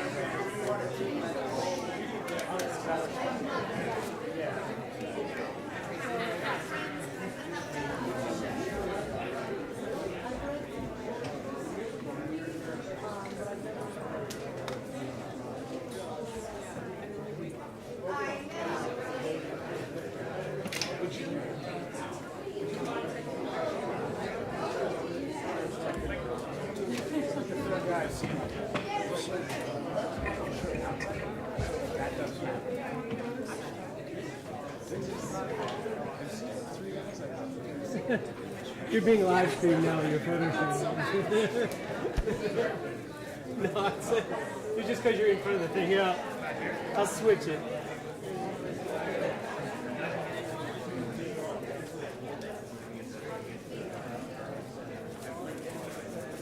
All right, you're off now. You're good.